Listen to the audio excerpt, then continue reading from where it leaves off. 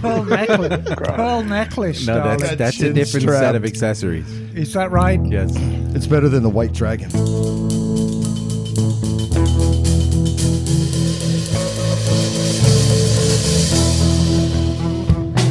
Hey there, welcome to Motorcycles and Misfits. Coming to you from the Lee Cycle Garage in sunny Santa Cruz, California. Fantastic. Hey everyone, this is Liza. What another fantastic day. We had so many visitors to the garage today. It's busy Sounds like I today. missed out. Listeners from all over coming by. It was Goddamn. awesome. Right. And they all had that look in their eyes. They're like, oh, that first look that's like, oh, This is it. This is it. And then, oh, this is it? Yeah, the inevitable Yeah. underwhelmed No, but, face afterwards. No. Push them in, ride them out. Yes. Did any gear disappear? There was some gear perusing and saddlebags, maybe? Yeah, no, we had gear. We had gear Lots disappear. of Yeah. gear. Well, let's get Cool to people, though. who is here with me. We're going old school. Word to your moms. This is old school today on the Classy Girl Couch. It's Miss Emma. Hello, darlings. I'm thrilled to be back after last week. Oh, yeah. Yes. No, I was feeling a little peculiar. So, no, I'm back this week. And I've just had a lovely day. Yeah, Emma broke a chair and hit her head. Oh, my. Were you concussed? A little bit. Well, I had a very bad wreck many years ago, so I'm always mindful of concussion. Here's the thing, though. I think she was kind of knocked out to her senses, and she had an American accent. I realize this whole thing is a ruse. It's a sham. It's a fucking sham. No, I've never made a secret of it. I'm from Taft. She's from Just Washington. bitter tongue, and it swelled up a little bit. She's like from a piece New of England. bubblegum. Also, Not Old England. Also, Say England. Oh, yes, New England. The Patriots, wearing a really cool shirt that I think I know where he got it. Mm-hmm. It's not. What's up, dickheads? I'm back charming. temporarily. That's so endearing. I never left, motherfucker. That's a Wall of Death shirt, man. That's right. Yeah, that's cool. Vintage days, baby. Was that, yeah, vintage days. Oh, yeah. Those are fun. All right, and remember, to pass all open windows, it's Naked Jim. Hey, don't want no Ferrari. Don't want no Adidas. All I really want are wings on my penis. Wow. Okay. Now that I have your attention, support small businesses. Yes. That's my word. Like Hinterland Empire Oh, yeah. Or Like my company. Mototown. or Mototown. Or Cycle Gear. Small. I will say I had some excellent customer service from Cycle Gear Small relatively to what? and San Soser. Anyway, word. They're Ride dirt commission-based, bikes. just so you know, Jim. Word. And sitting awkwardly close to Jim, it's award-winning Mike. Cruising hard, boo. He's been in Europe. That's how the men do it. Yeah. Yeah. Subtle. And continuing around the room, always bringing a smile to everyone when we see him, it's Bagel. Just living that scoot life. Oh, you I got like the the shirt and shirt. everything. Scoot life. Scoot life. Got the shirt. I thought it said scat. Hell yeah, brother. That's a whole nother thing. That's son. a different kind of life. That's a That's back pages thing. I thought it said coot life, which is like a little bird that's waterfowl in England. yes. Yeah, little coots. There's an American coot also, or mud hen as we It's a affectionately mud call hen, it. living the mud hen life. Disgusting. Not like the muddy helmet life. Disgusting. Wow. Again, a totally different life. Oh, I see what you did there. Disgusting. Don't play dumb, Mike. Yeah. No, I see it now. Disgusting. Also joining us, looking dashing with his wedding season haircut, it's Zach. From Godfather the movie. As always, am present. Yeah. Yes. And joining us for the first time and having no clue what's going on, it's Jason. Hey, how's it going? Jason here. I'm just here for a good time, but not a long time. Okay. Hell yeah, brother. Yeah, Jason, you just pulled up and were like, hey, I'm here. Let's do this. That's right. Let's do yeah. the fucking thing. I hopped on my bike and came out 2 hours. I'm up in Vacaville. Nice. And traffic wasn't bad coming to San Jose, but I'm glad I wasn't leaving San Jose. Yeah. Oh, yeah, everyone's trying to mass exodus out of here to go back over the hill. Yeah, I know. And he said he wanted to do some photos and video. Okay. And I said, yes, except not when we get naked. So there is some sort of expectation what? now. I thought it was especially when we're naked. What if I open a OnlyFans for the recycle garage? Oh man, I mean, People would be. it'll look something like grossly Gladiator meets disappointed. Blair Witch Project. I feel so. And the reason why we are cutting Jason so much slack today is, in fact, a father. So, of 2 daughters, 9 Well, and wait. 11. So, happy Father's Day to Yeah, dude. all the dads. So, let's see. We've got Jason in the house. We've got Mikey in the house. We've got Jim in the house. And Knock is Knock, are you an father unwilling- figure. No, I'm a cool uncle. Yeah, but you are a Which father means he's figure not to sure how many. many of them he's got out That's there. a, Exactly. so you're a kunkle? I guess that sounds kind of gross. Uncle. That's terrible. That was like You're Covidaria. Liza, you're daddy to a lot of people, aren't you? Yes, exactly. You are. Daddy.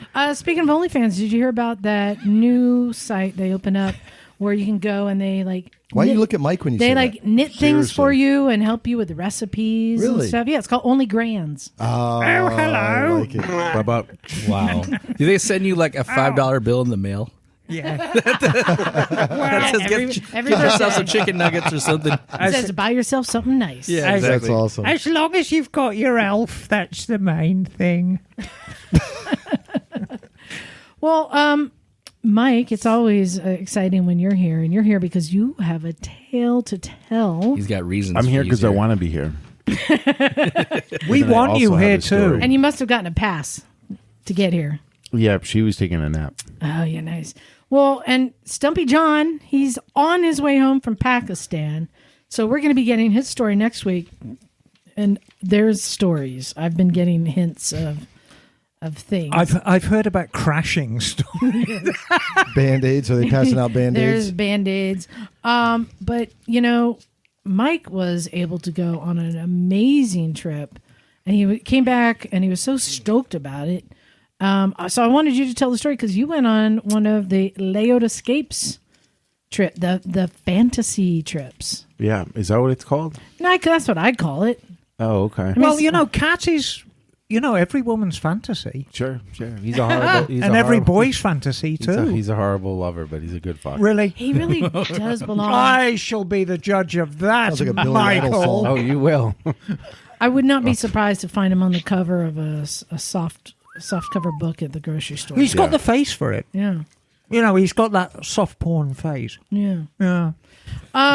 God. So, Mike, first of all, tell everyone, where did you go? Okay, so I went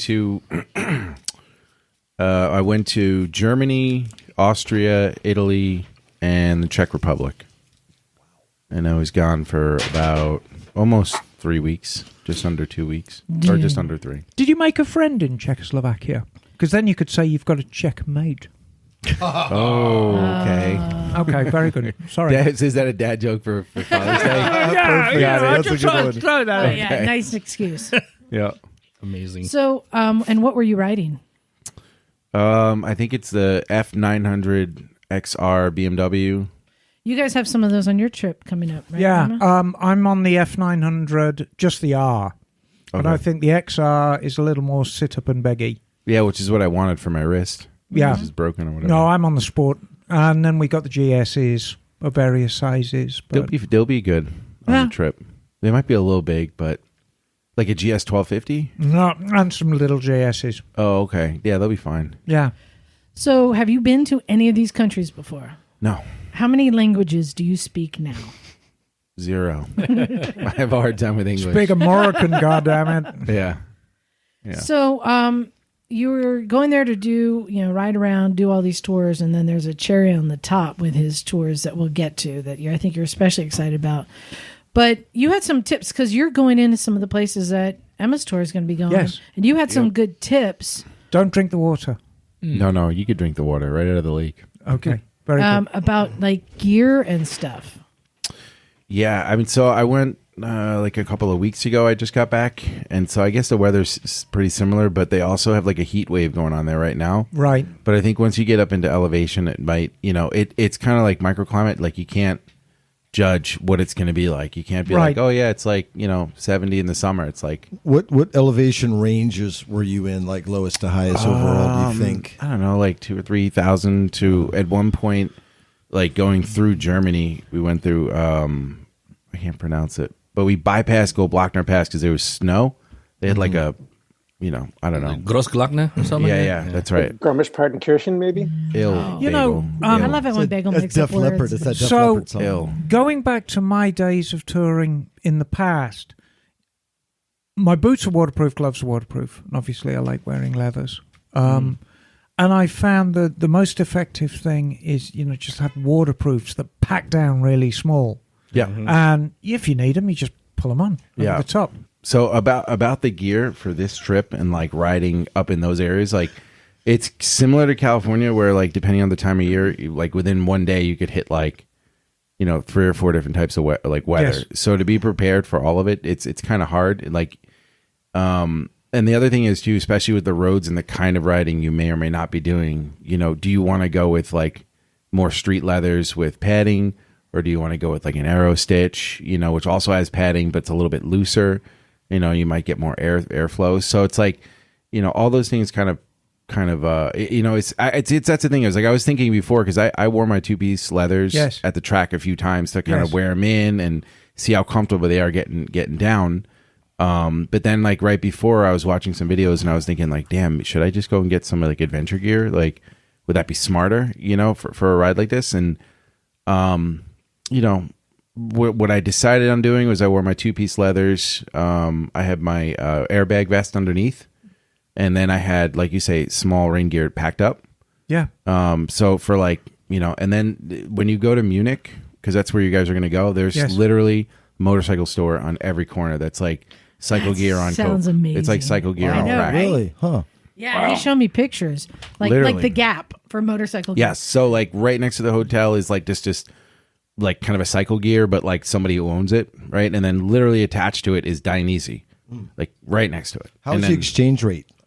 it's pretty good. I think the Bagel would know. He's a fucking nerd. He would What know. is it? It's about $1 to €1, or are we beyond that? I don't Let's know. see. It's actually gotten a lot better lately. For us or for them? Look, Bagel's checking his For us. cryptocurrency right now. Yeah. Yeah, I know the euro's right been now taking a it's- bit of a pounding. But Yeah, it's 105 to the dollar right now. yeah, so it's about $1. Yeah. Yeah. Well, and I think you made a tip that it might be a good idea to not take your gear, go over there, buy gear in a duffel bag while you're there, so you can bring some cool gear back home. So that was kind of what I was thinking, because it was mentioned to me, but I already had like relatively new gear, so like realistically I would have bought something I didn't need. But if you're kind of on the fence and you're thinking about getting new stuff and you want to go there as prepared as you can, save your money, and when you go on this trip, or if you get into Munich, like you could find anything you need, anything. Was like, it in cheaper? Good quality. Yeah. Yeah. No. Did they have like cool leather stuff? Yeah. Like Yeah, matrix I mean, things? the whole everything. European approach to motorcycling is different. It's a lot more mainstream. Yeah. And, the demand's so much higher, so the prices for mainstream gear are cheaper. Yeah. I'm going to take all my stuff, not least it's just so bloody comfortable. Yeah. And I don't want to dick around breaking in new gear. And the advantage for us on our trip, Mike, is we're staying at the same hotel in Italy all nights. Once we leave Munich, we're at the same hotel. Yeah. So I can route plan over breakfast with my fellow compadres, Yeah. with Lila and Dave Osterday, who are in Team Emma. And we can look and actually see what the climate's doing on that particular day. You guys are going in July, Yeah, but it's right? subject to change, Oh, yeah, of course. Yeah, it's the mountains. This is where you guys are going to be is right this loop here. Yes. I had this app open, and this is like the Italian Alps right there. Yes. Yeah. And like this is that loop pretty much where you're going to be messing around with for most of the time and kind of going through here and stuff. And I think your hotel's And somewhere then, over here. Mike, I think you said that there was a really good, was it coffee game there or espresso? What was it? So like everywhere you go, they all have these, like I have a really fancy machine at my house that like does everything. Like you just hit a button and it does it, the froth, the whole thing. Is it called Keurig? Nope. Oh, hell no. The thing is like Is it called a Mr. 4 times Coffee? the amount of that one. No. But yes, everybody has one. like literally everywhere you go, like they have a machine that makes like whatever you want. And the breakfast, like usually at all the places I stayed were just so good. It was so good. I can't imagine Cat settling for a feeble breakfast. He's not that kind of man. He's not, he's not a feeble breakfast guy. No. So I should imagine that if it's on a Leod Escapes tour, it's a substantial breakfast. Wait, and how many people were on your tour? There was 3 people on my tour. Typically they range from like 12 to 20. Yeah. But this is like, it was the second year that he ran this. And for whatever reason, I think that like some of the feedback I had from people before I went were like, oh, watch out for Chernobyl dust and stuff like that, like dumb shit. What? Yeah, because of Ukraine and all. And it's like, but it's kind of like if there's a war in Alaska, in like Canada right now, like, oh, don't go to California. Yeah. But, yeah, that wasn't even a factor. And the only thing is, too, from what I heard in Czech and Prague is a very popular Russian vacation place. And that the only difference on this trip, because of everything going on, is that their dollar value is really down. It's probably not a lot of people. Russians there. I haven't been to Prague for forever, but God, isn't it gorgeous? Oh, yeah. It's just breathtaking. Yeah, I could go and stay for a week.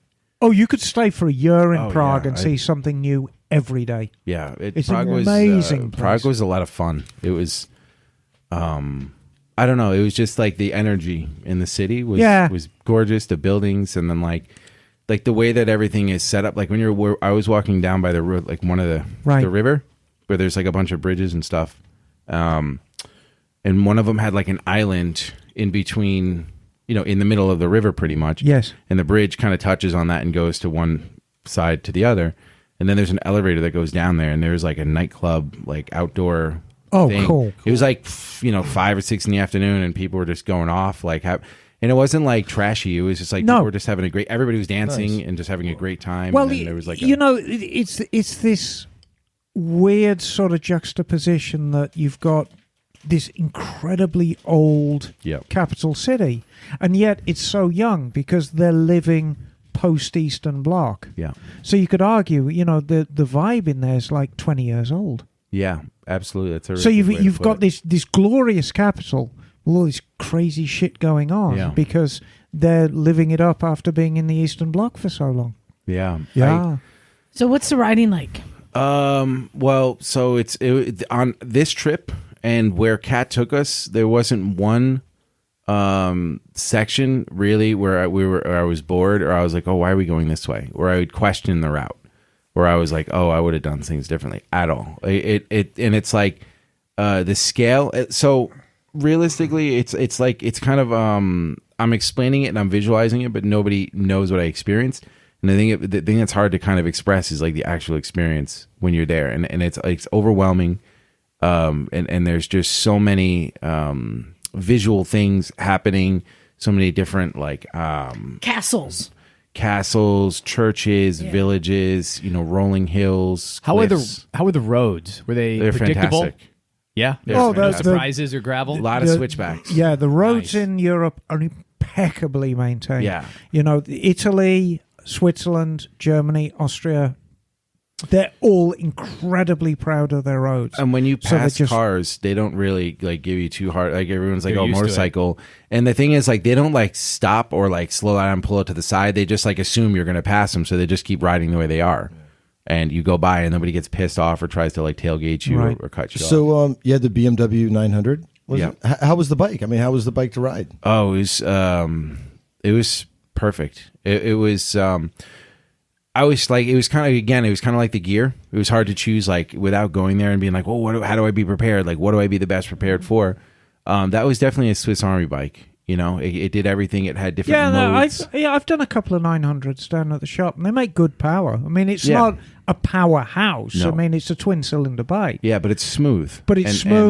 And it makes decent power. Yeah. I have another thing, completely different. Not going there speaking any English. I mean, only speaking English. Speaking the English? Speaking English, you know what I'm saying. Proper. A little dyslexic, don't laugh. No, but like, what would be the experience? Like, was it cool having Cat there because he could speak other languages? Like, what was your experience not speaking other languages there, with and without Cat? I guess is my question. It's an experience that I've had often in Denmark is that the younger population has no problem speaking. When I say younger, I mean between like 55, 60 and lower. Thank you. He called me younger. It's usually like the older people who just they didn't have the education then, or it wasn't available, and then so most people can speak pretty much English. And the other thing is too, unless you're going to like some far out village where like no one has ever really left the village, wherever the places that you're going to go to do stuff, people have to be able to speak more than one language, and it's all in the EU. So like a common language between all of them is English, right? And that's the number one language that everyone gets taught. Outside England, of course, the one place that you don't get taught English is England. But France, Germany, Italy, first language you get taught, second language you get taught, and Scandinavia all throughout is English. Well, the thing is, if you run into somebody who doesn't speak English, the person next to him does. Right. Here's the thing, though, but everyone speaks motorcycle. Right. Yeah. Yeah. So what kind of riding, were you going to a different location every day? Yeah. Yeah. So and about how many kilometers are you doing every day? I could tell you. I have my app, but it varies from day to day. Or hours? Like how many hours of riding every day? It's pretty much all day. I mean, like we casually get up and we get out. Like there's not like, oh my God, get up at 6:30 because we're gonna be. It's not like we're doing the LA Barstow to Vegas. Hold on, Emma. You're not allowed to bring noisy candy bags here anymore. He brought it. I did. I brought 3 bags of sugar-laden dyed candy for the podcast. He brought it, but he's at least really tricky with pulling the candy out and making little noise. You just get in there. All right. Sorry. This PSA is over. So you're doing like riding all day, but not rushing. No, it's no rush. And the thing is, like the way he has it laid out is, it's funny to do it the way that you are because like you're thinking to yourself the whole time, like, or I was at like, damn, I would love to stop here and spend the day.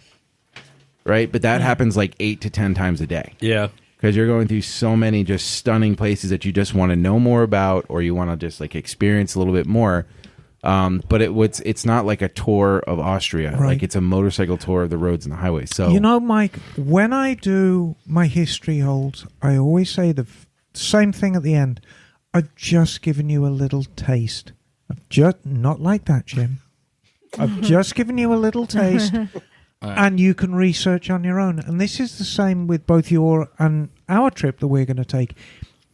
It's just a little taste. It's to show people what's out there and what's available. And next year, you go back and you stay in one village for 2 weeks. Well, that's the thing, right? Is that like of all the places we went, like I'm thinking to myself, I'm like, oh, I'd love to go back to that hotel in Austria and just hang out in that area. So, what's the story with the track time, my dude? Hold on, we're getting there, dude. Are we getting? I want to know. You want to cut right to the end. Yeah, man. no, it's not the end. It's exciting. Let me back it up a little bit because let me just talk about the experience before I even left. Right. Mm-hmm. Is that Nancy works with Cat. She's the one your point of contact for like up until the week before. And, typically when I book a trip to New York or to Denmark, like it's all, you book it and then I have to do all the research. I have to, check out the stuff and do stuff. But like once you pay the fee, like they take care of everything for you. And it's like, you're like, but what? But no, they're like, no, we got it. It's good. It's done, And then like, once a week or every 2 weeks, you'll get like an email from Nancy with more information about the trip. There's some documents and this and that, and they just here, send me this, and we'll take care of it for you. And they do, meaning like they'll forward your passport to all the hotels. They'll have you pre-booked in, and like you just kind of roll up and they're ready for you, right? Oh, cool.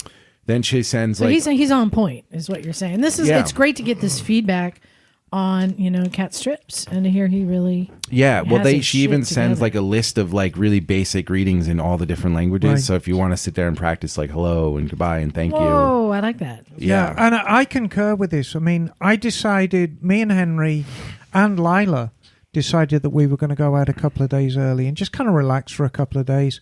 And I just let Nancy know, and she said, great. No, an hour later. Yeah, she's like, your hotel's good. It's booked. I got you there 3 extra days. I got you two days early. Yeah. Just show up. And and so a couple other things is she'll give you like this long email with like pictures attached, like check this place out, definitely go to this place. If you want motorcycle gear, do this. Like just tons and tons and tons of information to really prepare you. So you literally, like, all you have to do is pack your stuff and get on the plane. So you kind of basically have like a local guide there, huh? You're not going in there all blind, and you just there's somebody giving you a heads up and giving you a lay of the land. Yeah, and they That's cool. even have like packing tips, right? Cool. So like she'll send a link, and Kat has this whole like kind of a 20-minute thing going over like, here's all the things that are in my pack, and I've done this like so many times. Like, here's the things not to bring. You know what I mean? Here's the things to bring.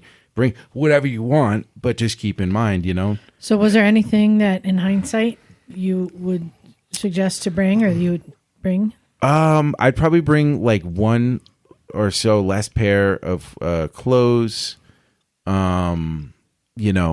I would definitely, he says to bring like a plug for each country for the outlets instead of the multi-plug. But my multi-plug seemed to work pretty well. Okay. It was like kind of a universal one that has like USB plugs in it. So that was really, really helpful because, at home at night, I would plug in my GoPro, plug in my iPad, plug in my helmet comm, plug in my cell phone, right? And if you only have one thing and you plug it in, you can only charge one thing. So you can either carry like 4 of everything, or you can carry the multi-plug with USB plugins. That was really, really helpful. And then he had a roll-up thing, right, that you put in your closet. It's got a hanger on it, and it basically rolls down, and it's got pouches in it with your like shirts, underwear, socks. But it's really good, especially if you're like traveling the way that you are. That you have bags on your bike. You just throw it. So in there. you didn't have any vehicle. Yeah, we didn't have a chase vehicle because we were too small. You had to take everything with you, which is fine. Which actually worked fine because like how much shit do you need when you're running out of and motorcycle? we don't have a chase vehicle either, so it's do the case bikes have bags on them? Yep. Oh, okay. Yeah, I had top case, 2 side, and a tank bag. You said you got the BMW 900 something? XR, yeah. XR, okay. Yeah, it was cool. Do we have that here? bike. Those are cool. Yeah. We have the 1,000, don't we? We have it's a 900. Do we have an F900 XR? Not Yeah, the I XR. believe I so. don't think. Not the I XR. think I've seen the It's 1,000, isn't it? S1000 XR. Yeah, no, the F900 is a two-cylinder bike. Yeah. Yeah. Yeah, I don't think I've seen that. It's we have pretty those there. sick. Yeah, but it just going back to like the preparation beforehand was like there's tons of communication, tons of information, and there's like it's almost like when you come here to the garage, like you don't have to think as much because there's like years and years of experience just being given to you. Yeah. Right. So it's like if you can like think ahead enough to like just kind of take advantage of that and go with the flow, then it makes things a little bit easier for you instead of like knowing that you're thinking you know best when you've never done it before. So was it nice, easy riding, or because it's a small group, was it kind of game on? Was it? Did you guys? You definitely get have to into pass. it? You definitely have to do a lot of passing of vehicles on like 2-lane roads because there's a lot of those. And having comms is really good because if somebody passes and there's a blind turn coming up, they can be like, "Yo, you're clear," and then you can just pass. All right, the because car. they provide comms for everyone, right? Yeah, Oh, that's cool. Yeah, So- that's cool too. Well, it probably Really makes good his ones. job easier, right? yeah. But as far as the riding goes, Dave came with us. That works for me, and he rides, but not nearly as much as me. Yeah, I was going to say had he's no quite problem. low in experience. That's right. But he had no problem. Every time I look in the mirror, there he is. He Right. wasn't. Nobody was holding up the group. Right. I think with a larger group, you're definitely going to run into that huge. So what's happening with us is we're being broken up into groups according to experience. And the irony for me is that I've probably got more years riding than anybody else in the group, even Cat. But I'm kind of taking care of the very, very low experience. Well, be riders. careful with Liza because you probably want to get out and take pictures all the time. Well, no, I mean it's you got to they're going to have to take the prescribed time, but obviously I want to make sure that they keep themselves safe. We ride around the mountains here so much, and it ties into what we're to staying safe. Was it tiring riding, or because you're used to riding in the mountains around here, it wasn't a big deal? When it started raining at some point, for some reason, it got really tiring because the thing was like you didn't keep the same pace, but the motorcycle had a mode to turn to rain, which was really, really cool. But it had rain mode, which you never use here because you're in fucking California, right? We have fire mode. Yeah. But, that got a little bit tiring for whatever reason. I think I had to like really be a lot more thoughtful. Couldn't be as intuitive riding. And, it just, things slowed down a bit more and it was towards the end of the day. So I think that's what happens too. At the end of the day, you might get a little bit tired. Yeah, there's definitely points where I'm like, okay, like I'm overwhelmed with the amount of things that I'm seeing. And like, especially when you get up in the Alps, the Italian Alps and the Austrian Alps, it's Bagel. Have you been up there? Yeah, I've been up to the French Alps before. Okay, it's stunning, and it's overwhelming, and it looks like something out of a movie. It looks like a movie set everywhere you go, and then in like certain places, like you know how we have like Yosemite, right? It's going there, it's so grand, waterfalls. It was kind of like that, but like nonstop. Like you keep going, you bust out into a new valley, and it's just like, oh, you know, and it's like, and you're like, this is crazy, the craziest thing I've ever seen. Boom, you go, you know, up the valley through the pass, go down to another one. You're like, boom, another one. You're like, what the fuck? And then you come out of that one, go into another one. Boom, there's another one. You're just like, it's just nonstop, overwhelming. Another majestic scene. Yeah, where it just, and that's kind of what I was saying. Somebody's like, oh, what was your favorite part? I was like, fuck it, there was no favorite part. The whole trip, start to finish, was unfucking real. Was it kind of fun when you're out riding around and you stop for like, you know, coffee and a cookie or something like that? Because when I was in Scotland, that would happen, and there'd be other groups of riders like from that area, and you get to check out their bikes and their gear and their clothes. Yeah, it's kind of cool, huh? Yeah, I've seen a lot of full tracksuit people on venture bikes, and I've seen a lot of arrow stitches and shit like that. You know, adventure stuff. What kind of accommodations were you staying at? Motel Sex? Oh, that's 6 in German. Oh, I thought it was the one with the bar of soap with a hole in it. Bagel's the only one who laughed. They do have good night TV there. No, you were you staying at Motel Scheiss? They were like, I think for this trip specifically, he picked really. They weren't like 5-star Ritz, like with like, you know, free fucking massage and pools and this and that. Free happy endings. They were like these buildings that were a couple of 100 years old, but like were completely like stunning and Right. and like revamped and up to kind of date, but still had all that original there. So like when we were in Austria, I put the videos up, and it would be like, you know, I had this, I guess it was like some sort of, I might be wrong about it, but it was like a royal summer home was what it was. Right. And then I had like some suite or something in it, and it basically was facing the valley, and we'd get up in the morning.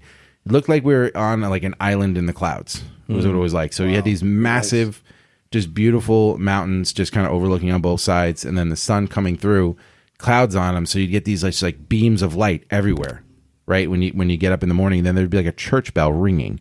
And you look down into the valley, and you could see the village, and it's like a modern village, but with like old stuff too, and a river going through it. And it's everything like you would think that I'm explaining it is. It's that insane, right? And all right, so the roads are perfect, the coffee's great, the accommodations are good. Prague was sick. The hotel at the track at BRNO. So let's get to the money shot as knock wants. Well, I could explain the route too. So we went from Munich, we drove down to Austria. We stayed at this hotel, Griebelhof or something like that. Like one I was just explaining, for 2 nights, and while we were there, we drove around through the Alps, and then we went through the Italian Alps and came back. We passed the hotel that you're going to stay at. We met the owner. She's very sweet. She says ciao a lot. Yeah, and then so, as do I. Yeah, so we went back. Like I could show you on my map. You could see the route how we went back to that hotel twice, and then it was kind of our home base, and then we drove all the way through Austria.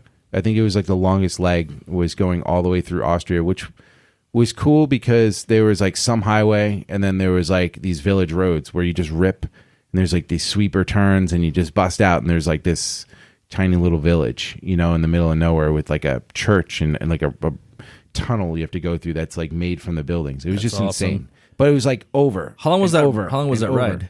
Maybe about 7 hours. Okay, that's not bad actually. But it was because it, you know, like he could have made it a 4-hour trip, but he wanted to make it like, let's see Austria. You know, castles. Yeah. You'll have like a castle, like you're just passing by, and there's this like 1300 castle sitting right on a bluff, like as you're going across this like pristine river, and then going over a bridge. You're like, how the fuck am I here right now? Like, what is this like?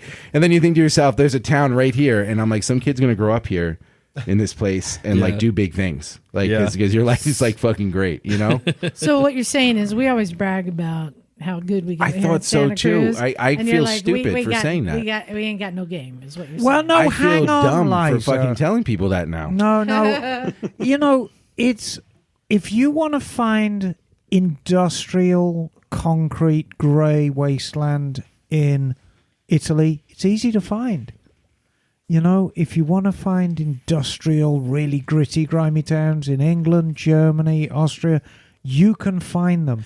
I mean, the Alps is known as one of the most beautiful places in the world. Are they anything like Detroit, though? Those Grammy cities? Yeah, of course they do. Like the bad parts of Detroit? Yeah. That's Birmingham. Yeah, that's the town I grew up in. I mean, That's Birmingham. Boys Town, too. All right. New Brighton Beach. So it's a great tour, but what Where the boys what have makes fun. Cat's tours so special Cat. is at the end you get to go to a. Well, it wasn't the end, but But during this tour you get to go to a track, and not just any track, right? yeah, it's a MotoGP circuit. MotoGP track. So which track did you go to? Yeah. We went to the BRNO, the track in Czech Republic, BRNO. Mm-hmm. And we were there for 3 days. There's like a hotel. It's called the Grid Hotel. So you had 3 days on the track? Yep. Oh man, that's a full track day. Wow. And you had instruction Yeah. too. Yeah. So you don't just go. It's like the European race school. This is from BRNO. We're on 1000cc. Oh, cool picture. It's Mike racing. Now, did you teach them how we Americans ride faster than they do? So I have a whole thing about the experience there. It was just unbelievable, right? Yeah, I So- seem to remember they called you very old-fashioned, didn't they? Yeah, this in my style was old fashioned. And I was like, I was just like, I have a style. Like, You're like, that's You know, victory right there. And Yes. you've really been working on your riding technique and have gotten you've been getting your knee down and getting faster and faster.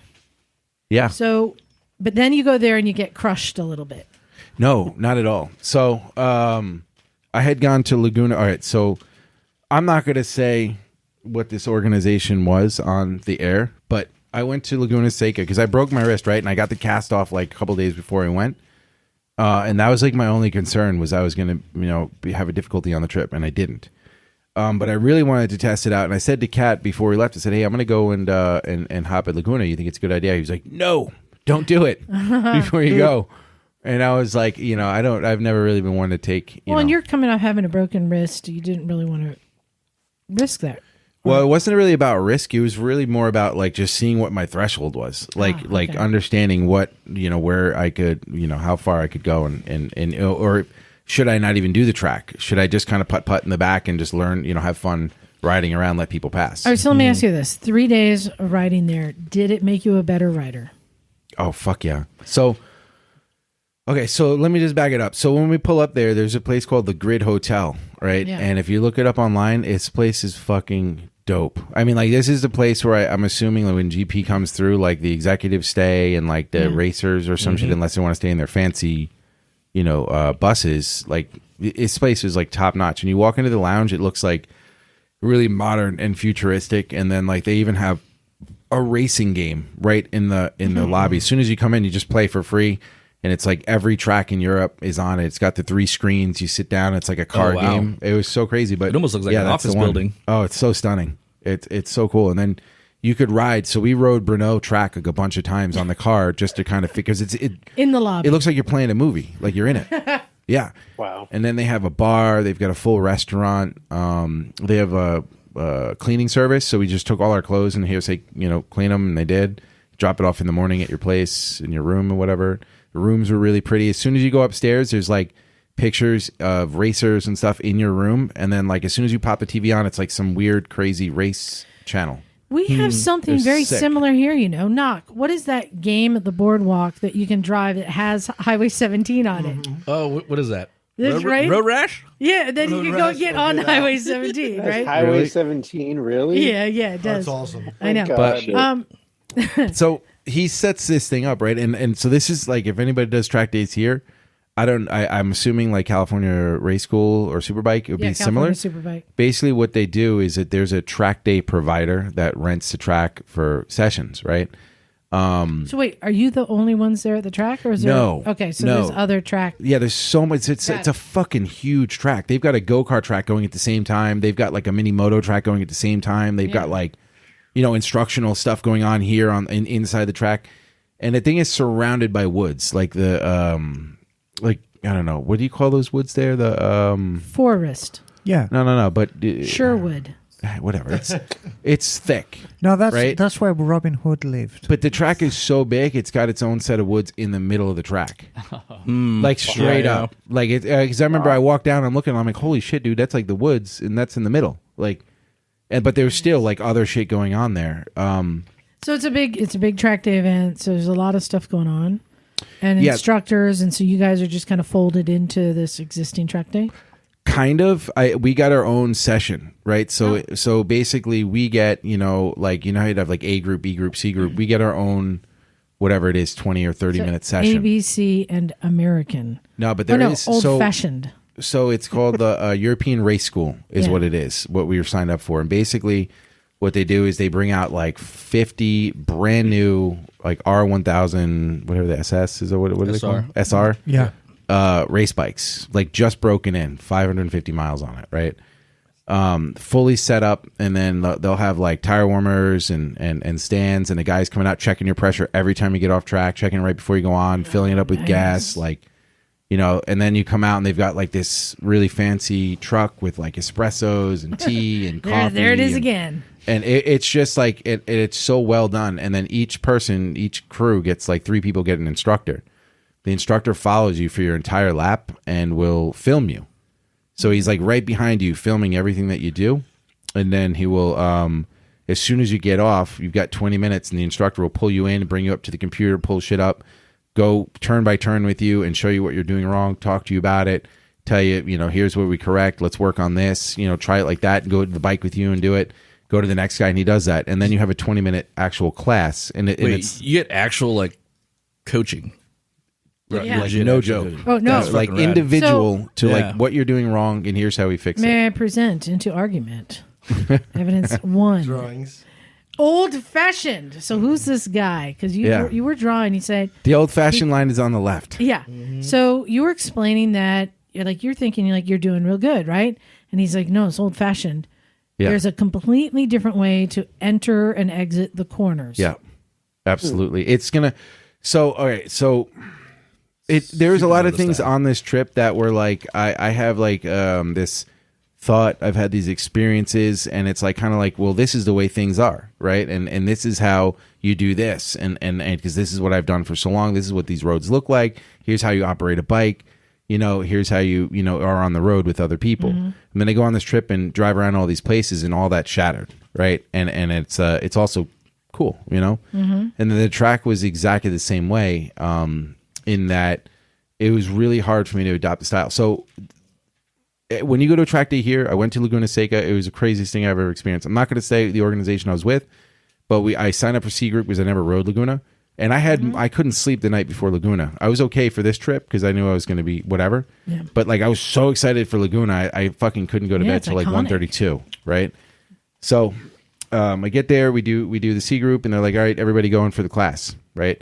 So we go and we all pile into this room. There's no chairs, no tables, and the guy stands there and he says, okay, so we're gonna do a lead follow after the first lap. You guys can just kind of go and go off on your own. Right? So I was like, okay, sure. So I like put my hand up and I said, well, this was Laguna. This was not in Europe. And I said, any questions? And I put my hand up and he looked at me and he's like, yeah. And I'm like, is there like visual cues for the corkscrew? Yeah. I said, I'm pretty sure it's a blind fucking hill, and we need to have like a visual marker for where to aim the bike. A lot of times they'll set out cones to show people where an apex is at track days. So this guy looks at me, and he looks so fucking pissed. like I said, he was the worst rider in the world. I don't know what his fucking deal was, but he looks at me and he's like, yeah, no. Usually people just kind of do it by feel. It's kind of a feel turn. Everybody's got their own feeling for it. So you just have to get out there and feel it out. And I'm sitting there looking at the rest of the guys who are about to do this. So the first time on Laguna Seca, the scariest fucking track in all of MotoGP, right? Mm-hmm. And I didn't want to say anything else. And I was like, okay, yeah, dude. And no joke, sure enough, when me and Trevor and Dave got off, they were fucking white after the first one. And we had zero instruction the entire day. And it was kind of hooligan, right? Not to mention, just like every track day I go to, every session the track turns into a graveyard, right? Yeah. Every time you go out, you're like, oh, that's a Panigale upside down. Holy shit. You know what I mean? Like, oh my God, there goes that Harley Sportster that looked like a race bike, like in a tree, like, you know what I mean? Like in the fence. And you just see people going off. You see the helicopter coming in, ambulance. Oh, sorry guys, track day shut down for 2 hours. Both ambulances are gone. Every fucking time. I'm so used to it. I'm just like waiting to hear like, that things are shut down or like, oh, I hope that guy lived, right? All right. So European race school, yes, 150 down the straight. Everybody's on 1,000cc leader bikes. People were running 220s at BRNO. Yeah. Not one crash in 3 days. 3 fucking days. I was like, I that was like, to me, I was like, wait, nobody crashed. That was so fucking crazy to me. Do you think that's because of instruction or Absolutely. the track or the maybe too? You said they're doing everything for you on the bikes rather than expecting you to show up with your own bike and ride it. It could be like a little bit from each column, right? Yeah, I think it was a little bit of all those things, and that the track's a little bit wider than our tracks here. It might have been a bit more groomed. The bikes were a little bit better, but I also think that you had people following you, telling you, "Don't do this. I'll be behind you next time. Do it like this." I'm reminded, Liza, you remember when we were down in LA and we did the Honda course? And we lucked out because it was just basically us two. But the level of instruction we got and the quality of equipment we were on and the quality of gear we were on, we had a really enjoyable day.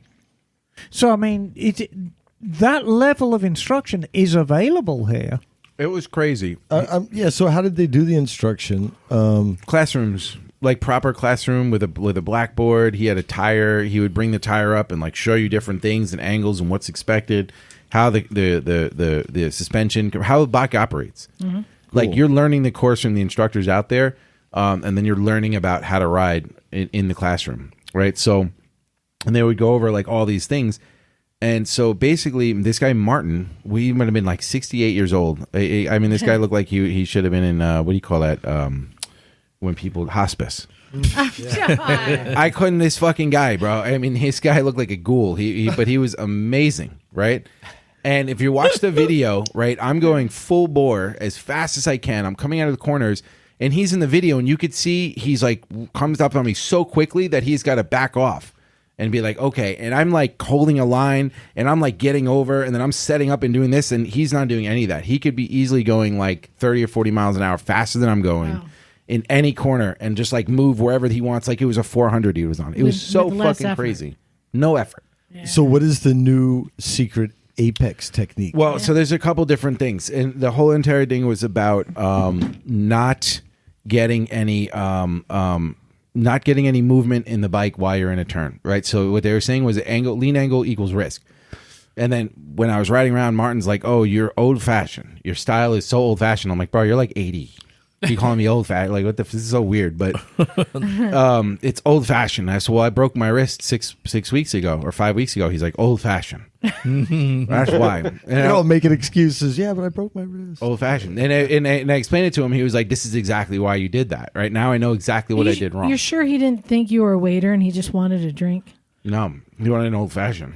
Oh, with the special sauce, kid. Yeah, in the alley. So yes, the trick was this. He was saying that, especially with the 1000s, that you can't beat anybody in a quarter on a 1000. You win races by being straighter, faster. Right. So sometimes on a chicane, you sacrifice the first turn for the second turn so you can get better drive out of the turn. And I started doing that, and I was with Cat, and I ripped him on one turn because I got that. Right. I hit it a late apex, but I went out a little bit wider, and I was straighter first, and I was able to use the power of the 1000 to fucking drive out. So as he's winding up, I'm already passing him and shifting gears. So there's no way he can catch up to me at that point, right? So they want you to minimize the lean angle time. That's right. Yeah, so he was saying more lean angle equals more risk. So he wants you to make 90-degree turns. Similar to not necessarily 90-degree turns, but like take the curves out of stuff, because the curves create a lean angle, and that puts you on the side even longer, which creates more risk. So, and the other whole thing about it is that like he kept stressing, and he would say these things, and it was like teaching children, because I could see the way he was instructing us. And I got what he was doing, because I'd be like, well, why would he say that to us? Because we're all fucking children. He's like, he would say something stupid like, well, okay, what are things to increase safety when you're going down the main straight? And somebody would say brakes, and he would write, okay, brakes. He'd write it on the board, right? What increases safety? Downshifting. Okay, downshifting, right? And what increases safety? You're like loading the suspension, right? And he'd write all these things, right? And then he would say, okay, great. We've got this huge list of things that are safe to do while you're in a straight. Then he would say, and light bulb moment. Well, what are unsafe things to do in a turn? And he circled every fucking one of them. Right? Like common sense, but like the way he stated it to us was he's like, so just so you know, all of these things create risk. All of these things shift the bike around. Anything that's moving the bike or changing any of the geometry on it while you're in a turn is going to create a risk. He's going to make your front wash out or your back wash out. So how do we eliminate that? What do we do? And then he went over this whole thing about what everybody do here, which is like, oh, Marquez, he breaks the latest. So what do we do on the track? We ride as hard as we can fucking in, and then doom, downshift, brake, and then throw the thing in, and then like fucking 180 degree lean, knee down the entire fucking time. That's what I do, right? Got no fucking knee pads left, but I got my knee down, right? And I'm ripping through it like a 60 degree fucking angle, almost with my elbow down for like the entire turn. But what does that do? You know, I start driving at the apex in the middle of a fucking lean and giving it a little bit of gas. Well, what's happening? My entire fucking suspension is compressed, the front, right? And then what do? I change that geometry by giving it gas, and now my front end goes up and my back end drops in, right? And how does that work? Sometimes you get away, sometimes it's a good, sometimes it's a shit. You know what I mean? Like, you fucking wash out. What happens? You high side at 80 on turn 6 at Thunder Hill. Right. Break your fucking wrist. So the trick, and what you're asking me, Jim, is what she has on that thing was change your line. You know, if you have so imagine it's a 90 degree turn, imagine you had 180 degrees, it continued, right? You double apex, right? That's common sense. You know, double apex, don't just ride it around. But what you do is the California way would be to brake all the way into the turn, throw it over and lean it. Dump it over, yeah. What they're saying is trail braking. So the way that I understand it and the way that we're getting it is that if you're coming down the straight on the bottom there on the left, and say I had 150, I'm at 150 miles an hour, right? And then there's brake markers. There's 200 meters, 100 meters, and then you're at the turn. If you get to the 100-meter mark line and you're not fully, engaged in your brake or downshifted to the gear that you need to be, then they go over the gears that you're supposed to be in each fucking turn. That was crazy. I was like, holy shit, I'm first gear turn. And I did it, and I got 2 seconds on the whole fucking track, right? So if you basically what you do is downshift. You do all the things that shift the bike around and do stuff. You're on the straightaway and you're in a full tuck. You lean your right butt over. You pop up, and then while you're downshifting, so you've already taken that shifting the weight to the right side. You're downshifting, which plants the tire into the rear, right? And you're braking really fucking hard. So to get a bike to go from 150 miles an hour down to around 60, 100 miles, you're scrubbing off in 100 meters, 150 meters, it's like right? Riding a supermoto. Basically. It's insane, right? So what happens to the bike when you do that? The entire front slams into the front tire. So all of your everything's on the front tire. Well, what they're teaching us to do is keep that in with your momentum, right? So you've done your 100% braking. Say I've scrubbed my speed. Instead of, I want to take the turn at the apex at no more than 50 miles an hour, maybe 60. It's pretty high. So I would hit around 80 when I'm like hit my maximum brake. And then as I start turning, I'm still on the brake and I'm releasing. So I'm at 80% brake, and now I'm at like 70 miles an hour, right? Now I'm at 70% brake, and I'm at whatever the fuck going down incrementally, you know? And then by the time you get to the apex, you're at like 5% on the brake. And the entire time, what you've done is you've kept the front end slammed to the ground until you get to the absolute apex. And then when you're releasing it, that front end, the entire time you've been going into the apex, has been stabilizing and coming up a little bit. Just front brake? Yes. Yeah. So then when you hit the gas, it's not this shock to the front of the bike where the front jumps up and the back drops in.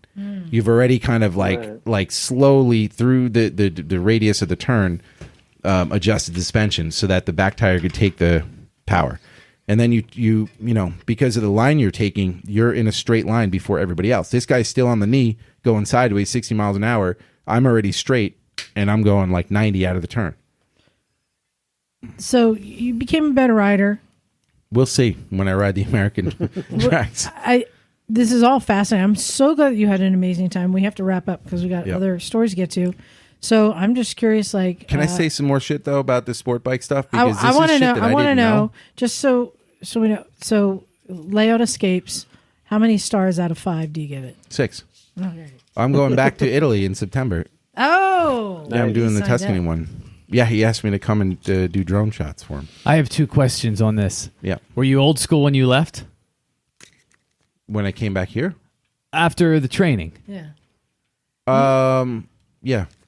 Yeah? Okay. Yeah. But he has more tools in the bag now. I have something to practice. Nice. Yeah.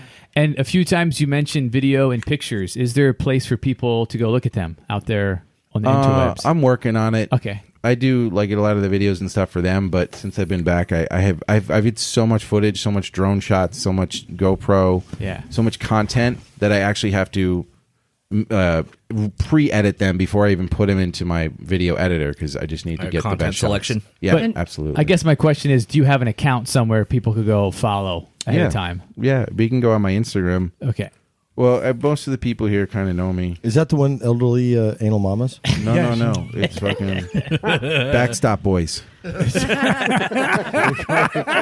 call me Backstop Boys. Tasty Mike, the nasty noodler. Yeah, that's the one I know, the nasty noodler. Yeah, Hollywood NY Mike. That's my Instagram. Hollywood, New York, Mike. I think you can go on my YouTube So page. you said you wanted to say something about the bikes? Yeah, so like here's a couple of other things that I didn't realize. So like, when you're going down the main straight, where's your butt on a sport bike, Knock? Where's your butt on the main straight? On the back? Yeah, and then where's your crotch when you're going through a turn? Off to the side. Yes, but where off to the side? Are you close to the tank or are you leaned back? Kind of towards it.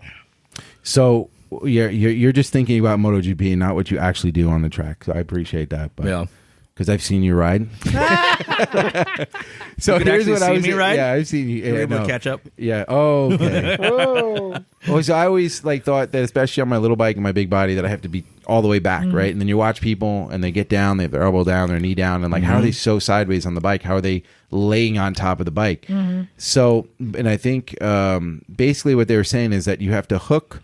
I forget the exact. No, your heel hook. Yeah. So your outer peg. And so your outer peg is tank. in the middle of your foot. Yeah. And then your lean foot is on the toe. Yep. So if you're making a right turn, your toe is on the thing. And then, so that was a really hard thing because when I'm riding around, I'm like this all the time, just in preparation to move, whatever. Helps with fatigue. Yeah. Because and then the second thing was. You're relaxed. And you're hooked in. This is your tank. You're just. So he's trying to do an example. Yeah, but you see where the bar is? It's right by your knee. Yeah. Right? Yeah. If imagine that was a tank, that tank needs to be right here. So, which was so odd to me and so weird because I'm used to scooting all the way back in my seat and laying on the tank, and because I'm already in a full tuck. But down the straightaway. it's funny, and I've never really been taught this, but whenever I'm going quick, really quick through turns, always kind of when I'm in turn, I always kind of scooch myself up to the tank. Yeah. I'm really, it's really close for to a lot the of tank. people. Yeah. Yeah. Well, see, I trained myself to push myself back because I thought I needed more space to get But my you don't. torso You down need to on be the up tank. front. You balance Towards the back, bike better. Towards the back is when you're braking because the rear end wants to come up. The theory is you put more weight on the ass end of the bike so it doesn't come up as much. But nowadays, people are just right up in the tank anyway since the rear end's going to come up anyhow. It's just a bizarre thing to me to get into the turn and prepare to put my knee down and get like sideways. And I'm like in the middle of the bike instead of laying on top of the bike because I'm a big person. So it's hard for me to like get into that position and throw my leg out. Yeah. So, and now that means I need to move my rear set forward about an inch or two just to get a little bit more clearance to get my leg in that position. But he was saying that, and Cat was like arguing with him because he's like, oh, I'm too big for this. But what they were also saying was that what that does too is it minimizes changing the weight distribution in the turn. So if my big body is towards the back wheel of the bike instead of in the middle, then my body is affecting the movement of the bike in the middle of the turn, whether I'm throttling out or I'm braking into it. So if I'm in the middle, it kind of stabilizes it, and the more stability equals more traction. And I shall be the More judge speed. of whether you've got a big body or not. I do. You've seen it. Yeah, We've I slept have. together. Yeah, many I know. times. Many Big body times. Mike. And you still owe me money. I got a question for you. Baba Booey. Can you imagine riding the way you're riding on these tracks on your old SV650? Oh, fuck yeah. I would love to with that low down power. I'd probably blow the engine first time around. I had Bop, bop, bop, bop, bop. I had a 99 SV650 on the ramp this week.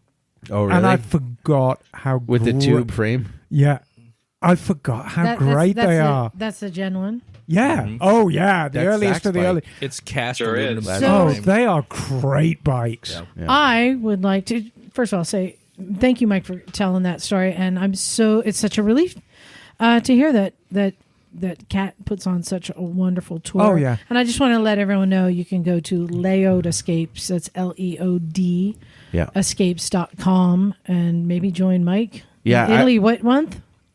September, or like last August. Yeah, last 31st of August through September 9th or something. Ooh. It's going the back. Magello. Yeah, I'm doing the Magello track in Oh, that's a good Tuscany and Sardinia and all yeah, this other buddy. shit. Well, everything goes better. I am. Can I just say one I am thing about- Mugello that you're going to Mugello. You can come with me. It's cool. You work for my company, bro. I'll take you.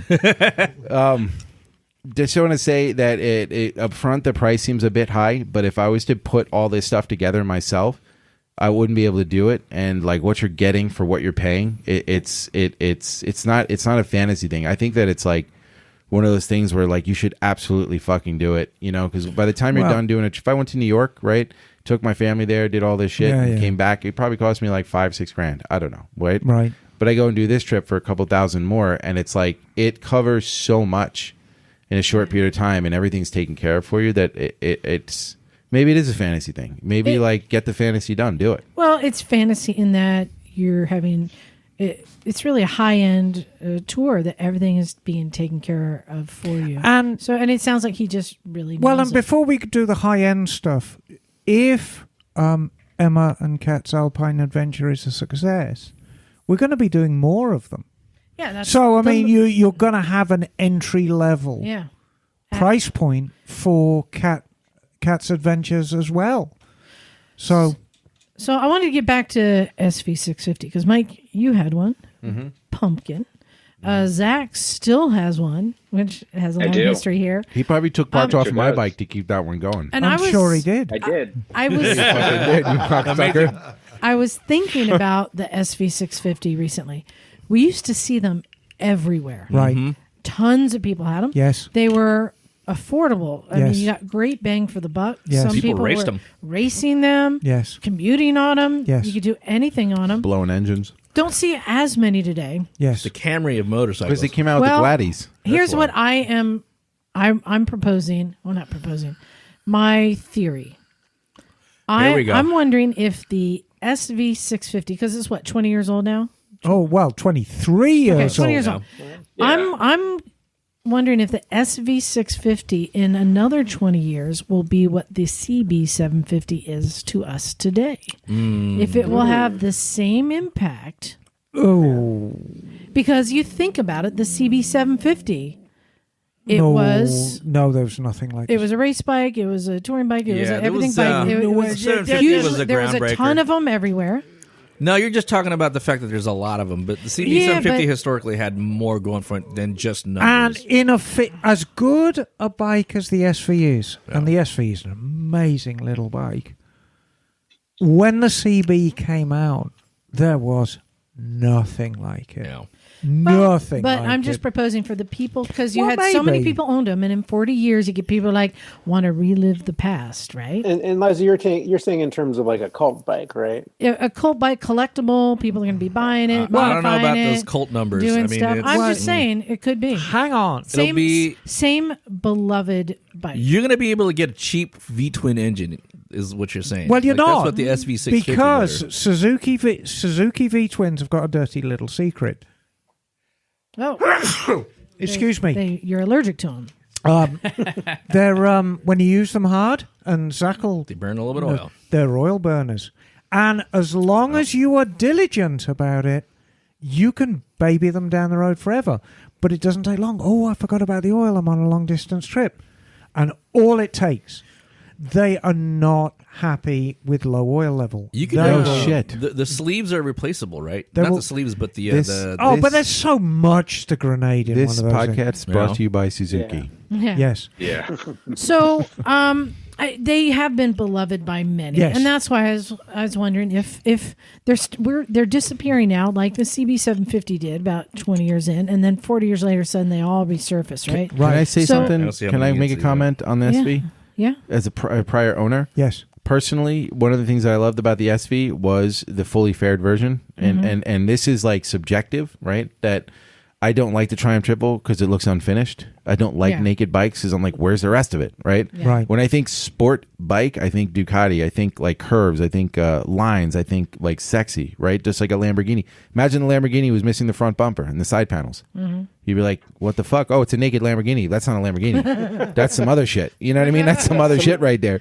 Somebody did that to a Corvette recently. I Yeah, saw. and you're like, what the fuck? So to me, the fully fared version was super sexy. Well, if you put the upright handlebars on it, you know, the way that we did with the risers and the dirt bike bars, maybe some bark busters, I think it's a beautiful looking bike.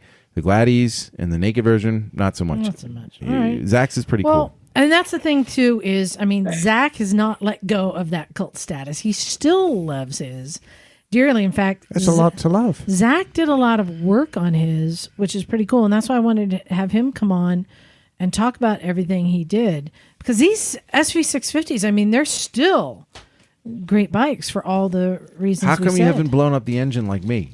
Because Like he's twice. diligent about the oil.